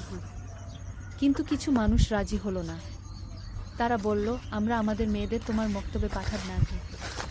আব্দুল্লাহ মন খারাপ করল না। সে বলল, ঠিক আছে, যারা চান তারাই পাঠাবেন, কারো উপর জোর করা হবে না। দশম অধ্যায়, ধীরে ধীরে সফলতা। ফাতিমার নেতৃত্বে মেয়েদের মক্তব শুরু হলো। প্রথম দিকে মাত্র 5-6 জন মেয়ে এল, কিন্তু ধীরে ধীরে সংখ্যা বাড়তে লাগে। মেয়েদের মক্তবে কুরআন, হাদিস, ফিকাহ, ইসলামী আইন ছাড়াও শেখানো হতো গার্হস্থ্য বিজ্ঞান, সেলাই, কাপড়ের কাজ, খাবার রান্নার বিজ্ঞানভিত্তিক পদ্ধতি। এছাড়া শিশু পালন, স্বাস্থ্যবিধি ইত্যাদি বিষয়েও শিক্ষা দেওয়া হতো। 6 মাস পরে একটি চমৎকার ঘটনা ঘটল। মক্তবের একটি মেয়ে, যার নাম জনাব, তার মায়ের একটি গুরুতর অসুখের চিকিৎসা করল। সে মক্তবের শেখা স্বাস্থ্যবিধি প্রয়োগ করে তার মায়ের সেবা করেছিল। জনাবের মা সুস্থ হয়ে সবার কাছে বলতে লাগল, আমার মেয়ে মক্তবে যা শিখেছে তাই দিয়ে আমার প্রাণ বাঁচিয়েছে। এরপর থেকে মেয়েদের মক্তবের প্রতি মানুষের দৃষ্টিভঙ্গি পাল্টে গেল। একাদশ অধ্যায়, সমাজসেবার নতুন মাত্রা। 2টি মক্তব চালু হওয়ার পর আব্দুল্লাহর মনে আরও একটি পরিকল্পনা এল। সে দেখল, সমাজে অনেক বিধবা নারী আছে যাদের কোনো আয়ের উৎস নেই। তাদের জন্য একটি কাজের ব্যবস্থা করা দরকার। আব্দুল্লাহ একটি কুটির শিল্পের কারখানা প্রতিষ্ঠা করল।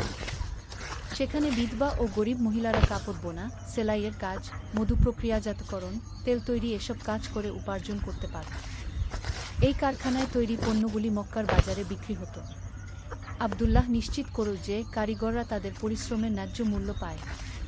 এছাড়া তিনি একটি নিয়ম করলেন, প্রতি সপ্তাহে একদিন এই মহিলারা দ্বীনি শিক্ষা পাবে। একদিন এই কারখানায় কাজ করা একজন বিধবা মহিলা উম্মে সালামা আব্দুল্লাহর কাছে এসে কাঁদতে কাঁদতে বলল, ভাই, আপনি আমার জীবন বাঁচিয়েছেন।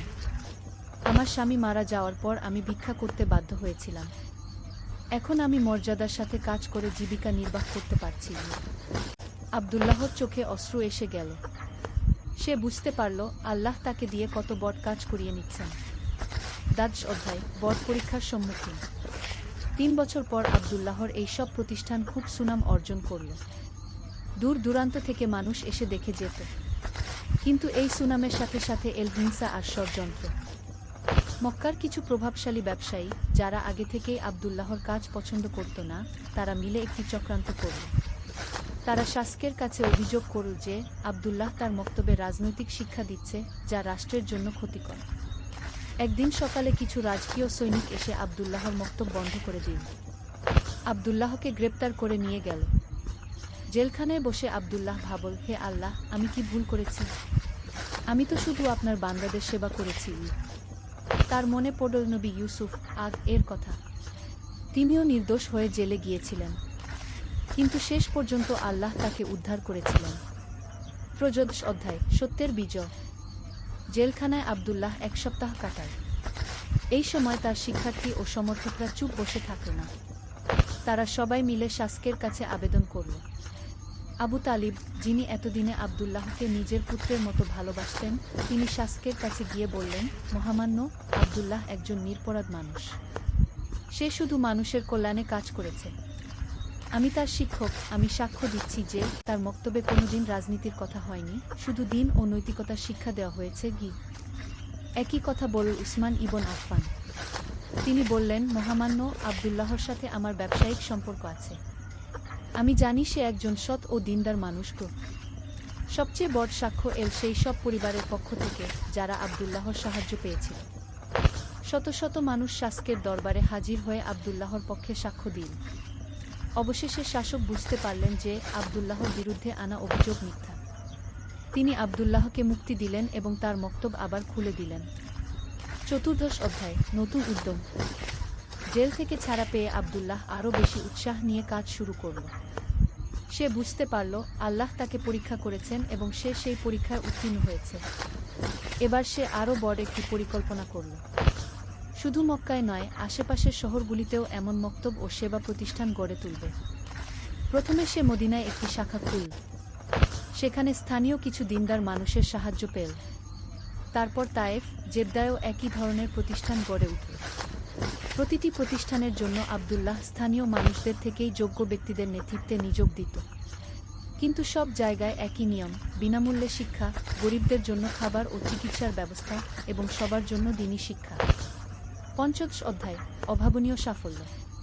5 বছর পরে আব্দুল্লাহর এই আন্দোলন আরব উপদ্বীপের বিভিন্ন প্রান্তে ছড়িয়ে পড়ল।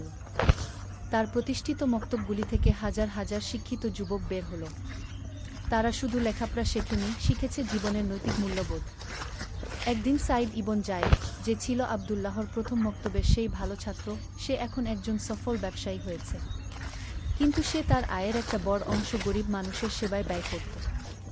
সাইদ একদিন আব্দুল্লাহর কাছে এসে বলল, উস্তাদ, আপনি আমাকে শুধু হিসাব নিকাশ শেখাননি, শিখিয়েছেন কিভাবে জীবন যাপন করতে হয়। আপনার দেখানো পথেই আমি চলছি। এমনই অসংখ্য ছাত্রছাত্রী ছড়িয়ে গেল আরবের বিভিন্ন প্রান্তে। তারা যেখানেই গেছে সেখানেই ভালো বীজ বপন করেছে। ষোড়শ অধ্যায়, পারিবারিক জীবনে ভারসাম্য। এতসব কাজের মধ্যেও আব্দুল্লাহ তার পারিবারিক দায়িত্ব ভুলে যায়নি। তার একটি সুখী সংসার ছিল। তার স্ত্রী খাদিজা এবং 2 সন্তান, পুত্র মুহাম্মদ ও কন্যা আয়েশা। খাদিজা তার স্বামীর কাজে পূর্ণ সমর্থন দিত। সে নিজেও মেয়েদের মক্তবে শিক্ষাদানের কাজে অংশ নিত। একদিন ছোট আয়েশা তার বাবাকে জিজ্ঞেস করল, আব্বা, আপনি এত কাজ করেন কেন? আমাদের সাথে কি বেশি সময় কাটাতে পারেন না? আব্দুল্লাহ তার মেয়েকে কোলে নিয়ে বলল, বেটি, আল্লাহ আমাদের দুনিয়ায় পাঠিয়েছেন তার বান্দাদের সেবা করার জন্য। আমি যা করছি সেটা আল্লাহর জন্য করছি। তুমিও বড় হয়ে মানুষের সেবা করো। আয়েশা বলল, আব্বা, আমিও আপনার মতো মানুষের সেবা করব। সপ্তদশ অধ্যায়, বৃদ্ধ বয়সের চিন্তা। 50 বছর বয়সে এসে আব্দুল্লাহ ভাবতে লাগল, তারপরে এই সব প্রতিষ্ঠান চালাবে কে?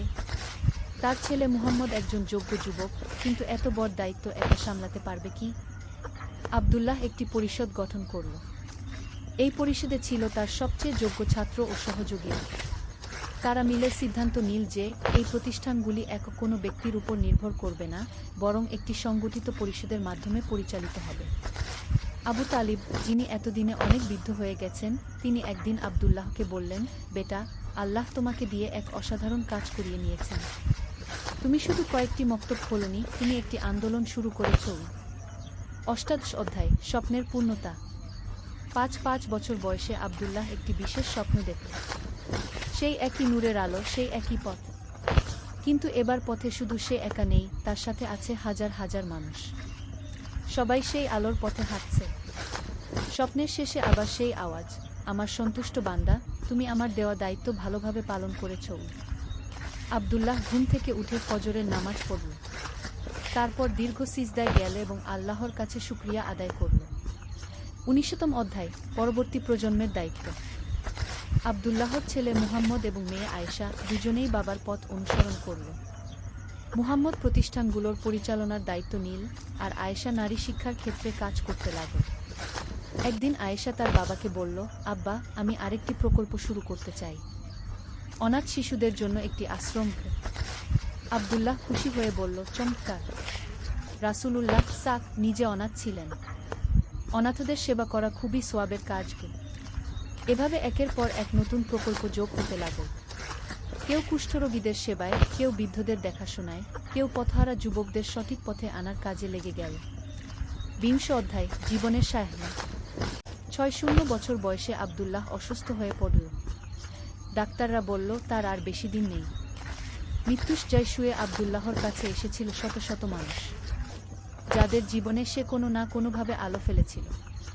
আবু তালিব, যিনি এতদিনে প্রায় অন্ধ হয়ে গেছেন, তিনি আবদুল্লাহর হাত ধরে বললেন, বেটা, আল্লাহ তোমাকে জান্নাত নসিব করুন। তুমি দুনিয়ায় একটি জান্নাত তৈরি করেছ।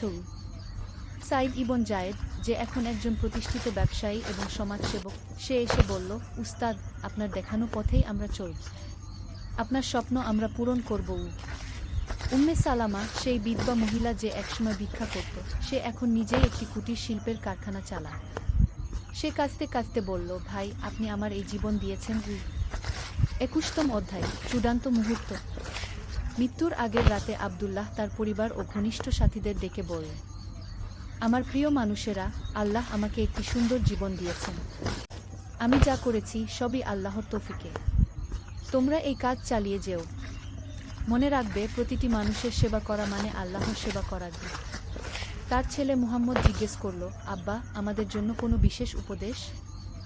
আবদুল্লাহ বলল, বেটা, সবসময় মনে রাখবে, নিয়ত থাকতে হবে পরিষ্কার, কাজ করতে হবে আন্তরিকতা দিয়ে, আর সবকিছু আল্লাহর উপর ছেড়ে দিতে হবে।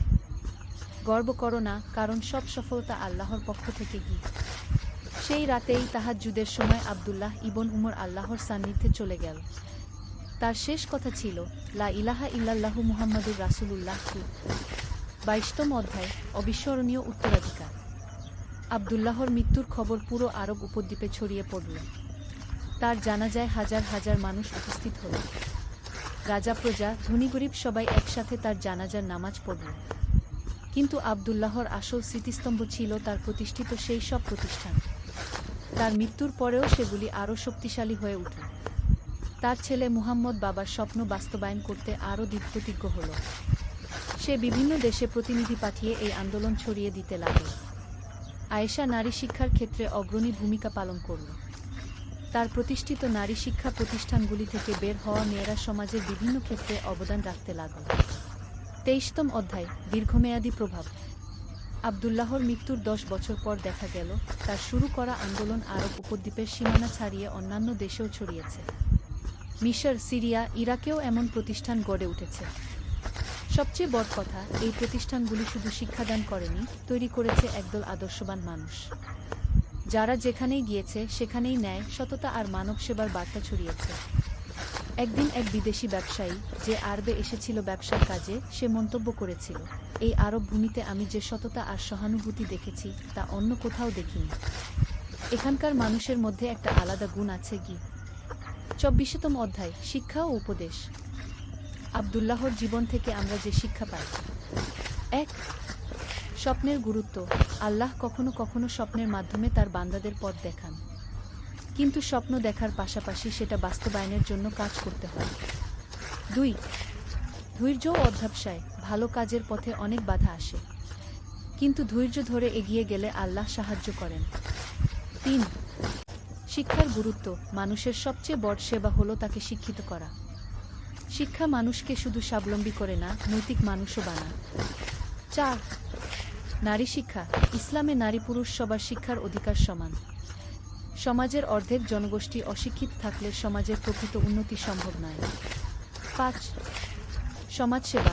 প্রত্যেক মুসলিমের দায়িত্ব হল সমাজের দুর্বল মানুষদের পাশে দাঁড়ানো। এটা শুধু সাদকা দেওয়া নয়, তাদের স্বাবলম্বী করে তোলা। ৬. পারিবারিক ভারসাম্য। সমাজসেবার নামে পরিবারকে অবহেলা করা ঠিক নয়। পরিবার ও সমাজসেবার মধ্যে ভারসাম্য রাখতে হবে। ২৫তম অধ্যায়, চিরন্তন বার্তা। আব্দুল্লাহ ইবন উমরের গল্প শুধু একটি গল্প নয়, এটি একটি জীবন দর্শন। এই গল্প আমাদের বলে যে আল্লাহ তাআলা প্রতিটি মানুষকে কোনো না কোনো বিশেষ ক্ষমতা দিও। সত্যের তলোয়ার। একটি ইসলামিক যুদ্ধের গল্প। প্রথম অধ্যায়, আহ্বান। আরবের মরুভূমিতে যখন সূর্য পশ্চিমে ঢলে পড়ে, তখন মদিনার মসজিদে নববীতে এক বিশেষ সমাবেশ বসে। রাসূলুল্লাহ এর সাহাবীরা জমায়েত হয়েছেন গুরুত্বপূর্ণ এক সংবাদ শোনার জন্য। খালিদ ইবনে ওয়ালিদ তখন সবেমাত্র ইসলাম গ্রহণ করেছেন। একসময় যিনি ছিলেন ইসলামের বিরুদ্ধে যুদ্ধকারী, আজ তিনি বসে আছেন মুসলমানদের সাথে। তার হৃদয়ে নতুন এক জ্যোতি জ্বলছে, ইসলামের আলো। হে সাহাবীগণ, রাসূল বললেন, শাম দেশে আমাদের ভাইয়েরা বিপদে। বাইজান্টাইন সাম্রাজ্য মুসলমানদের উপর অত্যাচার করছে। আমাদের সাহায্যের প্রয়োজন তাদের। আবু বকর দাঁড়িয়ে বললেন, ইয়া রাসূলাল্লাহ, আমরা প্রস্তুত। আল্লাহর রাস্তায় জিহাদের জন্য আমাদের জান ও মাল উৎসর্গ করতে। খালিদ ইবনে ওয়ালিদের মন তখন উত্তেজনায় ভরে ওঠে। তিনি ছিলেন একজন দক্ষ যোদ্ধা, কিন্তু এবার তিনি লড়বেন ভিন্ন উদ্দেশ্যে, আল্লাহর সন্তুষ্টির জন্য, মানুষের কল্যাণের জন্য। সেদিন রাতে খালিদ নামাজ শেষে দীর্ঘক্ষণ দোয়া করলেন। হে আল্লাহ, আপনি আমাকে হিদায়াত দান করেছেন। এখন আমাকে শক্তি দিন যাতে আপনার দ্বীনের সেবা করতে পারি। আমার অতীতের সব পাপ ক্ষমা করুন। দ্বিতীয় অধ্যায়, প্রস্তুতি। পরের দিন মুসলিম বাহিনীর প্রস্তুতি শুরু হলো। আবু উবায়দা ইবনুল জাররাহ কে প্রধান সেনাপতি নিযুক্ত করা হলো। সাথে ছিলেন ইকরিমা ইবনে আবু জাহল সুরাহবিল ইবনে হাসানা আমর ইবনুল আস এবং ইয়াজিদ ইবনে আবু সুফিয়ান খালিদ ইবনে ওয়ালিদকে ইরাক থেকে শাম অভিমুখে যাত্রার নির্দেশ দেওয়া হলো। তিনি তার বাহিনী নিয়ে একটি কঠিন পথ বেছে নিলেন, সিরীয় মরুভূমির মধ্য দিয়ে। কেন এই কঠিন পথ? তার এক সহযোদ্ধা জিজ্ঞেস করল। কারণ, খালিদ বললেন, শত্রুরা কখনো ভাববে না যে আমরা এই অসম্ভব পথ দিয়ে আসি। আল্লাহর উপর তাওয়াক্কুল করে এগিয়ে চলি। মরুভূমির পথ ছিল ভয়ঙ্কর। পানির অভাব, প্রচণ্ড গরম এবং বালুর ঝড়। কিন্তু মুসলিম বাহিনী ছিল দৃঢ়প্রতিজ্ঞ। তারা জানত এই জিহাদ শুধু ভূমি জয়ের জন্য নয়, এটা সত্য ও ন্যায়ের জন্য। একদিন রাতে খালিদ তার সৈনিকদের সামনে ভাষণ দিলেন, হে মুজাহিদগণ, আমরা লড়ছি আল্লাহর রাস্তায়। আমাদের উদ্দেশ্য লুট বা হত্যা নয়। আমরা চাই মানুষের মুক্তি, ন্যায় বিচার প্রতিষ্ঠা। যারা শান্তি চায় তাদের সাথে শান্তি, যারা যুদ্ধ চায় তাদের সাথে যুদ্ধ। তৃতীয় অধ্যায়, প্রথম সংঘর্ষ। শামের প্রান্তে পৌঁছে খালিদের বাহিনী প্রথম বাইজান্টাইন ফাঁড়ির সম্মুখীন হল। এই ফাঁড়িটি ছিল কাজাক নামক স্থানে। বাইজান্টাইন সৈনিকরা ছিল ভারী অস্ত্রশস্ত্রে সজ্জিত, কিন্তু মুসলিমদের ছিল ঈমানের শক্তি। খালিদ তার অশ্বারোহী বাহিনী নিয়ে পার্শ্ব দিক দিয়ে আক্রমণের পরিকল্পনা করলেন। বিসমিল্লাহ, তিনি বললেন এবং ঘোড়া ছুটালেন। যুদ্ধ শুরু হল ফজরের নামাজের পর। মুসলিম সৈনিকরা লা ইলাহা ইল্লাল্লাহু মুহাম্মাদুর রাসূলুল্লাহ বলে আক্রমণ করল। তাদের সাহস আর একনিষ্ঠতা দেখে বাইজান্টাইন সৈনিকরা অবাক হয়ে গেল। কিন্তু যুদ্ধের মধ্যেও মুসলিমরা ইসলামের নীতি মেনে চলল। কোনো নিরস্ত্র ব্যক্তিকে হত্যা নয়, কোনো মহিলা বা শিশুর ক্ষতি নয়, কোনো ধর্মীয় প্রতিষ্ঠান ধ্বংস নয়। যুদ্ধ শেষে খালিদ বন্দী সৈনিকদের কাছে গিয়ে বললেন, তোমাদের কোনো ক্ষতি হবে না। তোমরা চাইলে ইসলাম গ্রহণ কর, না হলে জিজিয়া দিয়ে শান্তিতে থাক। আমরা জোর করি না। এক বাইজান্টাইন সেনাপতি জিজ্ঞেস করল, তোমরা কেমন মানুষ? তোমাদের ধর্ম কি শেখায়? খালিদ মৃদু হেসে বললেন, আমাদের ধর্ম শেখায় দয়া, ন্যায় বিচার এবং মানুষের কল্যাণ। আমরা এসেছি তোমাদের অত্যাচার থেকে মুক্তি দিতে, তোমাদের ক্ষতি করতে নয়। গিয়ে 4র্থ অধ্যায়, দামেস্কের পথে। কাজাকের বিজয়ের পর খালিদের বাহিনী দামেস্কের দিকে এগিয়ে চলল। পথে তারা অন্যান্য মুসলিম বাহিনীর সাথে মিলিত হল। আবু উবায়দা এর নেতৃত্বে এক শক্তিশালী মুসলিম সেনাবাহিনী গঠিত হল। দামেস্ক তখন একটি গুরুত্বপূর্ণ বাণিজ্যিক নগর। সেখানে বাস করত বিভিন্ন ধর্মের মানুষ, খ্রিস্টান, ইহুদি এবং অন্যান্য। বাইজান্টাইন শাসকরা স্থানীয় জনগণের উপর কঠোর শাসন চালাত এবং ভারী কর আদায় করত। যুদ্ধের আগে আবু উবায়দা একটি চিঠি পাঠালেন দামেস্কের গভর্নরের কাছে, আমরা তোমাদের ক্ষতি চাই না। ইসলাম গ্রহণ কর অথবা জিজিয়া দিয়ে শান্তিতে থাক। যুদ্ধ কর যদি তোমরা চাও। সিদ্ধান্ত তোমাদের। গভর্নর চিঠির জবাব দিল তলোয়ার দিয়ে। দামেস্কের চারপাশে প্রতিরক্ষা ব্যূহ তৈরি করা হল। 5ম অধ্যায়, দামেস্কের অবরোধ। দামেস্ক অবরোধ শুরু হল। এটি ছিল একটি দীর্ঘমেয়াদী কৌশল। মুসলিম বাহিনী শহরটিকে ঘিরে রাখল, কিন্তু তারা কোনো নিরীহ মানুষের ক্ষতি করল না। অবরোধের সময় একটি অসাধারণ ঘটনা ঘটল। শহরের ভেতর খাদ্যাভাব দেখা দিলে আবু উবায়দা আদেশ দিলেন যাতে মহিলা, শিশু এবং বৃদ্ধদের জন্য খাবার পাঠানো হয়। কিন্তু এরা তো আমাদের শত্রু, একজন সৈনিক বলল। না, আবু উবায়দা জবাব দিলেন, এরা আমাদের ভবিষ্যৎ ভাই বোন। ইসলাম আমাদের শেখায় মানুষের সেবা করতে, তাদের কষ্ট লাঘব করতে। এই দয়ার কাজ দেখে শহরের অনেক অধিবাসীর মন পরিবর্তন হতে লাগল। তারা বুঝতে পারল যে এই মুসলিমরা সত্যিকারের ভিন্ন। অবরোধের 1 মাস পর শহরের একদল খ্রিস্টান নেতা গোপনে মুসলিম শিবিরে এসে বলল, আমরা তোমাদের সাথে সন্ধি করতে চাই। তোমরা যা বলছো তা কি সত্য? তোমরা কি সত্যিই আমাদের ধর্মের স্বাধীনতা দেবে? আবু উবায়দা তাদের আশ্বস্ত করলেন, আল্লাহর কসম, আমরা তোমাদের উপাসনালয় ধ্বংস করব না, তোমাদের ধর্ম পালনে বাধা দেব না। শুধু ন্যায্য কর দাও এবং শান্তিতে থাকো। 6ষ্ঠ অধ্যায়, রাতের আক্রমণ। কিন্তু বাইজান্টাইন গভর্নর ছিলেন অন্ধ। তিনি শান্তি চাইতেন না। একদিন রাতে তিনি গোপনে মুসলিম শিবিরে আক্রমণের পরিকল্পনা করলেন। খালিদ ইবনে ওয়ালিদ তার গুপ্তচরদের মাধ্যমে এই সংবাদ পেলেন। তিনি আবু উবায়দার কাছে গিয়ে বললেন, আমির, আজ রাতে তারা আমাদের উপর অতর্কিত আক্রমণ করবে। আমাদের প্রস্তুত থাকতে হবে কি? তাহলে আমরাও পাল্টা আক্রমণ করি, একজন সাহাবী বললেন। না, আবু উবায়দা বললেন, আমরা প্রতিরক্ষায় থাকব। আমরা প্রথম আক্রমণ করি না, তবে নিজেদের রক্ষার অধিকার আছে কি? রাত গভীর হলে বাইজান্টাইন সৈনিকরা আক্রমণ করবে। কিন্তু মুসলিমরা ছিলেন প্রস্তুত। তাহাজ্জুদের নামাজ পড়ে তারা জাগ্রত ছিলেন। আল্লাহু আকবার! মুসলিম সৈনিকদের তাকবীরের আওয়াজে রাতের নিস্তব্ধতা ভেঙে গেল। যুদ্ধ ছিল তীব্র কিন্তু দীর্ঘস্থায়ী নয়। মুসলিমদের সুসংগঠিত প্রতিরক্ষা এবং খালিদের কৌশলগত দক্ষতার কাছে বাইজান্টাইন আক্রমণ ব্যর্থ হল। প্রভাত হলে দেখা গেল অনেক বাইজান্টাইন সৈনিক আহত। মুসলিমরা তাৎক্ষণিক তাদের চিকিৎসার ব্যবস্থা করল। কেন তোমরা আমাদের সেবা করছো? এক আহত সৈনিক জিজ্ঞেস করল।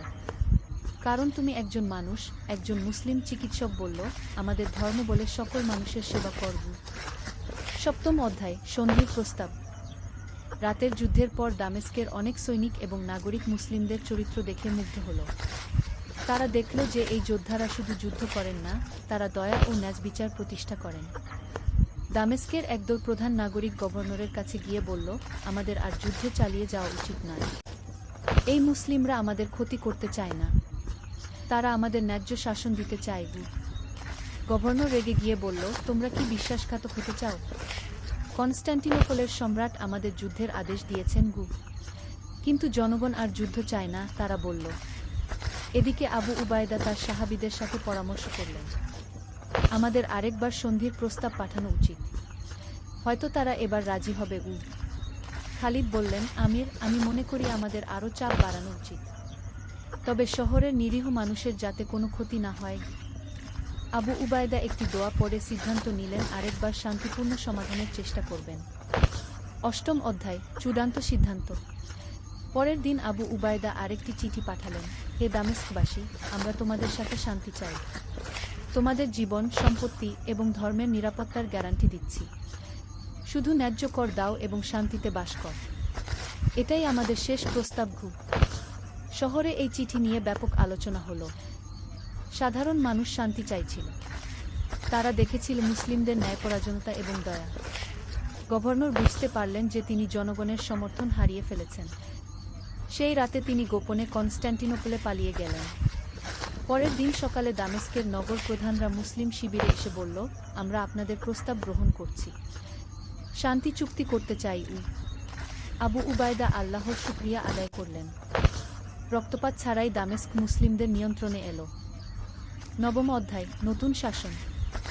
দামেস্ক জয়ের পর মুসলিমরা যে শাসন ব্যবস্থা চালু করল তা ছিল অভূতপূর্ব।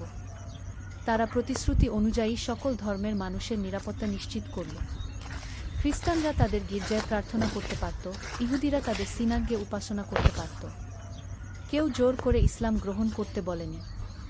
একদিন একটি খ্রিস্টান পরিবার আবু উবায়দার কাছে এসে বলল, আপনাদের ন্যায় বিচার দেখে আমরা মুগ্ধ, আমরা ইসলাম সম্পর্কে জানতে চাই। আবু উবায়দা তাদের সাথে দীর্ঘ আলোচনা করলেন ইসলামের মূলনীতি নিয়ে। তিনি বললেন, ইসলাম মানে শান্তি, এক আল্লাহর উপাসনা, সকল মানুষের সমানাধিকার, দরিদ্রদের সেবা, এগুলোই ইসলামের মূল কথাগুলো। সেই পরিবার এবং আরও অনেকে স্বেচ্ছায় ইসলাম গ্রহণ করল। তারা বুঝতে পারল যে এই ধর্ম তাদের মুক্তি দিচ্ছে। মুসলিম শাসনে দামেস্কের অর্থনৈতিক অবস্থার উন্নতি হল, দুর্নীতি কমে গেল, ন্যায় বিচার প্রতিষ্ঠিত হল এবং জনগণ শান্তিতে বাস করতে লাগল। দশম অধ্যায়, ইয়ারমুকের প্রান্তরে। কিন্তু বাইজান্টাইন সাম্রাজ্য হার মানতে রাজি ছিল না। সম্রাট হেরাক্লিয়াস একটি বিশাল বাহিনী পাঠালেন দামেস্ক পুনর্দখল করার জন্য। এই বাহিনী ছিল 1,00,000-এরও বেশি সৈনিকের। মুসলিম বাহিনী তখন মাত্র 30,000-এর মতো। সংখ্যার দিক থেকে তারা ছিল অনেক পিছিয়ে। খালিদ ইবনে ওয়ালিদ আবু উবায়দার কাছে বললেন, আমির, আমাদের উচিত ইয়ারমুকের প্রান্তরে তাদের মোকাবেলা করা, সেখানে আমরা কৌশলগত সুবিধা পাব।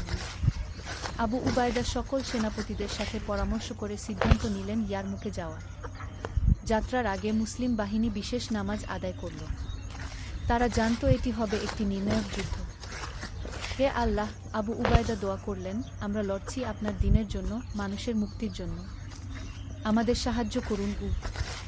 একাদশ অধ্যায়, সিদ্ধান্তের যুদ্ধ। ইয়ারমুকের প্রান্তরে দুই বাহিনী মুখোমুখি হল। একদিকে বাইজান্টাইনদের বিশাল বাহিনী, অন্যদিকে মুসলিমদের ছোট কিন্তু দৃঢ়প্রতিজ্ঞ সৈন্যদল। যুদ্ধ শুরুর আগে আবু উবায়দা তার সৈনিকদের সামনে ভাষণ দিলেন, হে মুজাহিদগণ, আমরা সংখ্যায় কম কিন্তু আমাদের সাথে আছে আল্লাহর সাহায্য। আমরা লড়ছি সত্যের জন্য, জান্নাত আমাদের অপেক্ষা করছে। খালিদ ইবনে ওয়ালিদ তার বিখ্যাত চাঁদ কৌশল প্রয়োগ করার পরিকল্পনা করলেন। তিনি একদল অশ্বারোহী সৈনিক নিয়ে শত্রুদের পিছন দিক থেকে আক্রমণের প্রস্তুতি নিলেন। যুদ্ধ শুরু হলো ফজরের পর। আল্লাহু আকবার, এই গগনবিদারী আওয়াজে ইয়ারমুকের প্রান্তর কেঁপে উঠল। প্রথম দিকে বাইজান্টাইনরা তাদের সংখ্যাধিক্যের সুবিধা নিয়ে এগিয়ে এলো, কিন্তু মুসলিমরা ছিল অটল। তারা জানত এই যুদ্ধ শুধু একটি ভূখণ্ডের জন্য নয়, এটা সত্য ও মিথ্যার মধ্যে, ন্যায় ও অন্যায়ের মধ্যে। দুপুরের দিকে খালিদ তার গোপন পরিকল্পনা বাস্তবায়ন করলেন। তিনি তার অশ্বারোহী বাহিনী নিয়ে বাইজান্টাইনদের পেছন দিক দিয়ে আক্রমণ করলেন। এই অতর্কিত আক্রমণে শত্রুবাহিনী বিশৃঙ্খল হয়ে পড়ল। সাইফুল্লাহ, আল্লাহর তলোয়ার, মুসলিম সৈনিকরা খালিদের নাম ধরে চিৎকার করতে লাগল। দ্বাদশ অধ্যায়, বিজয়ের মুহূর্ত। ইয়ারমুকের যুদ্ধ 3 দিন স্থায়ী হল। তৃতীয় দিন সন্ধ্যার দিকে বাইজান্টাইন বাহিনী পরাজয় স্বীকার করে পিছু হটল। এই বিজয় ছিল ইসলামের ইতিহাসে এক মাইলফলক। যুদ্ধ শেষে আবু উবায়দা সিজদায় পড়ে গেলেন। আলহামদুলিল্লাহ, তিনি আল্লাহর শুকরিয়া আদায় করলেন। কিন্তু বিজয়ের মুহূর্তেও মুসলিমরা তাদের নীতি ভুলে যাননি। আহত শত্রু সৈনিকদের চিকিৎসা করা হলো, বন্দীদের সাথে সদয় ব্যবহার করা হলো। একজন বাইজান্টাইন জেনারেল খালিদের কাছে এসে বলল, তোমাদের মতো যোদ্ধা আমি কখনো দেখিনি, তোমরা জয়ী হয়েও দয়া দেখাও, এটা কেমন সম্ভব? খালিদ জবাব দিলেন, আমাদের ধর্ম আমাদের শেখায় বিজয়ী হয়েও বিনয়ী থাকতে। আমরা যুদ্ধ করি শান্তি প্রতিষ্ঠার জন্য, প্রতিশোধের জন্য নয়। সেই জেনারেল এবং আরও অনেকে সেদিন ইসলাম গ্রহণ করলেন। তারা বুঝতে পেরেছিলেন যে এই ধর্মেই তাদের আত্মিক শান্তি দিতে পারে। ত্রয়োদশ অধ্যায়, শাসন ব্যবস্থার পরিবর্তন। ইয়ারমুকের বিজয়ের পর পুরো শাম অঞ্চল মুসলিমদের নিয়ন্ত্রণে এলো। কিন্তু এই বিজয় এনেছিল নতুন দায়িত্ব। এখন তাদের শাসন করতে হবে লক্ষ লক্ষ মানুষকে, বিভিন্ন ধর্ম, ভাষা ও সংস্কৃতি। আবু উবায়দা একটি প্রশাসনিক কাউন্সিল গঠন করলেন। এতে ছিলেন মুসলিম সেনাপতিরা এবং স্থানীয় খ্রিস্টান ও ইহুদি নেতারাও। আমাদের লক্ষ্য, আবু উবায়দা বললেন, সকল মানুষের কল্যাণ। ধর্ম যাই হোক, সবাই সমান ন্যায়বিচার পাবে। নতুন শাসন ব্যবস্থায় যে পরিবর্তনগুলো এলো: দুর্নীতি সম্পূর্ণভাবে বন্ধ, ন্যায্য কর ব্যবস্থা, সকল ধর্মের স্বাধীনতা, দরিদ্রদের জন্য বিশেষ সাহায্য, শিক্ষা ব্যবস্থার উন্নয়ন।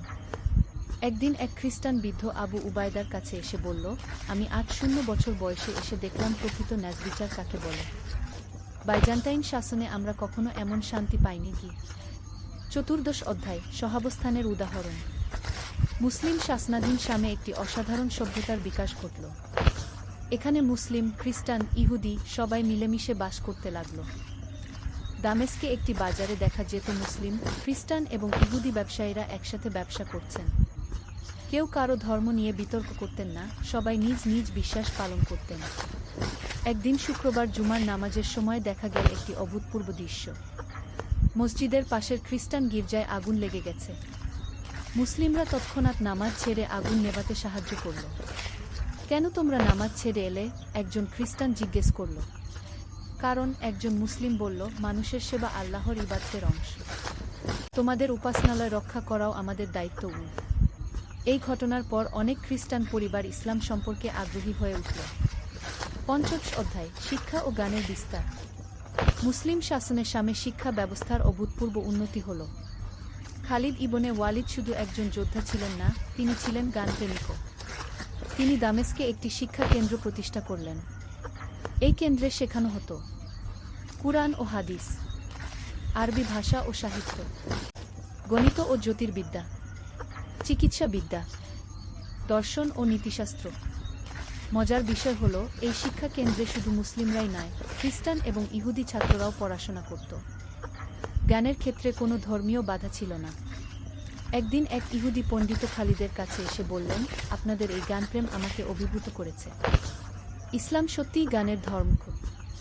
খালিদ বললেন, আমাদের রাসূল শাহ বলেছেন, জ্ঞান অর্জন করা প্রতিটি মুসলিমের উপর ফরজ। আমরা সবার কাছ থেকে জ্ঞান নিতে চাই এবং সবাইকে জ্ঞান দিতে চাই। ৬০ অধ্যায় চূড়ান্ত পরীক্ষা। কিছু বছর পর আবার একটি বড় চ্যালেঞ্জ এলো। পারস্য থেকে একটি বিদ্রোহী গোষ্ঠী শামে আক্রমণ করার হুমকি দিল। তারা দাবি করল যে তারাই প্রকৃত ইসলাম প্রতিষ্ঠা করবে। এই গোষ্ঠীর নেতা ছিল মুসাজলামা নামক একজন মিথ্যা নবী দাবিদার। তার অনুসারীরা শামের মুসলিমদের বিরুদ্ধে প্রচারণা চালাচ্ছিল। আবু উবায়দা এই সংকটে খুবই চিন্তিত হলেন। তিনি খালিদের সাথে পরামর্শ করলেন। এটি আরও কঠিন চ্যালেঞ্জ, খালিদ বললেন, কারণ এরা মুসলিম নাম দিয়ে ইসলামের বিরুদ্ধে লড়ছে। আমাদের খুব সাবধানে এগোতে হবে। আবু উবায়দা সিদ্ধান্ত নিলেন, প্রথমে শান্তিপূর্ণ সমাধানের চেষ্টা করবেন। তিনি মুসায়লামার কাছে একটি দূত পাঠালেন। দূত ফিরে এসে জানালো যে মুসায়লামা কোনো সমঝোতায় রাজি নয়। সে নিজেকে নবী দাবি করে চলেছে। ৭০ অধ্যায় বিভ্রান্তির বিরুদ্ধে। মুসায়লামার বিরুদ্ধে অভিযানের আগে আবু উবায়দা তার বাহিনীকে বিশেষ প্রশিক্ষণ দিলেন। এটি শুধু শারীরিক যুদ্ধ নয়, ছিল মতাদর্শিক যুদ্ধ। মনে রেখো, আবু উবায়দা বললেন, আমরা মুসায়লামার সাথে যুদ্ধ করছি, তার অনুসারীদের সাথে নয়। তারাও আমাদের মুসলিম ভাই, শুধু বিভ্রান্ত হয়ে গেছে। যুদ্ধক্ষেত্রে গিয়ে দেখা গেল মুসায়লামার অনেক অনুসারী আসলে সাধারণ মানুষ, যারা তার মিথ্যা প্রচারণায় বিভ্রান্ত হয়েছে।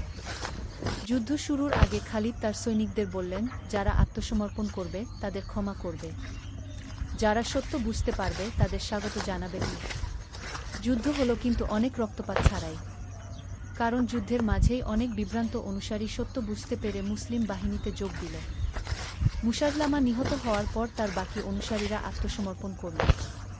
আবু উবায়দা তাদের সবাইকে ক্ষমা করে দিলেন এবং তাদের আবার প্রকৃত ইসলামের শিক্ষা দিলেন। ৮৮ অধ্যায় উত্তরাধিকার। বছরগুলো কেটে গেল। শামে ইসলামী শাসন দৃঢ়মূল হল। খালিদ ইবনে ওয়ালিদ বৃদ্ধ হয়ে গেলেন, কিন্তু তার সাহস ও ঈমান ছিল অটুট।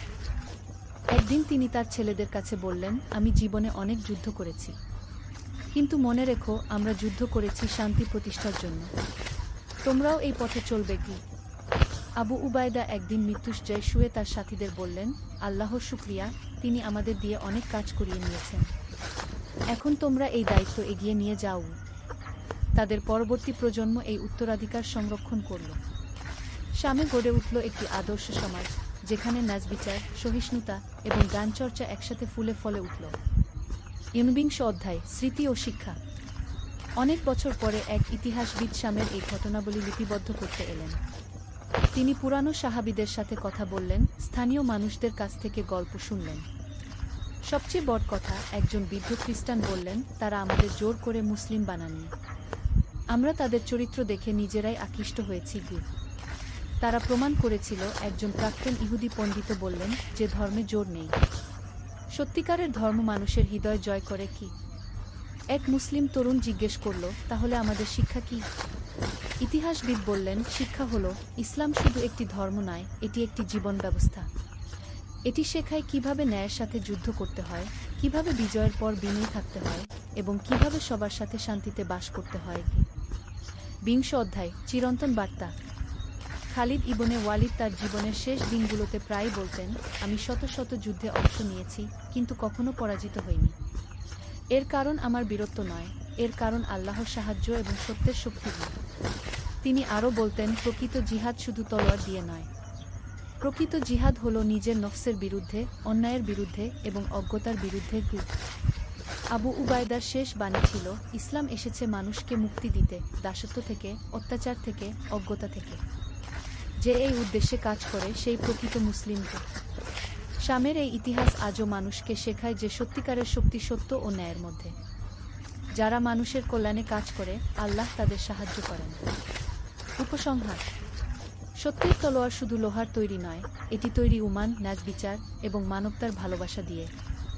খালিদ ইবনে ওয়ালিদ, আবু উবায়দা এবং তাদের সাথীরা দেখিয়েছিলেন যে প্রকৃত বিজয় হল মানুষের হৃদয় জয় করা।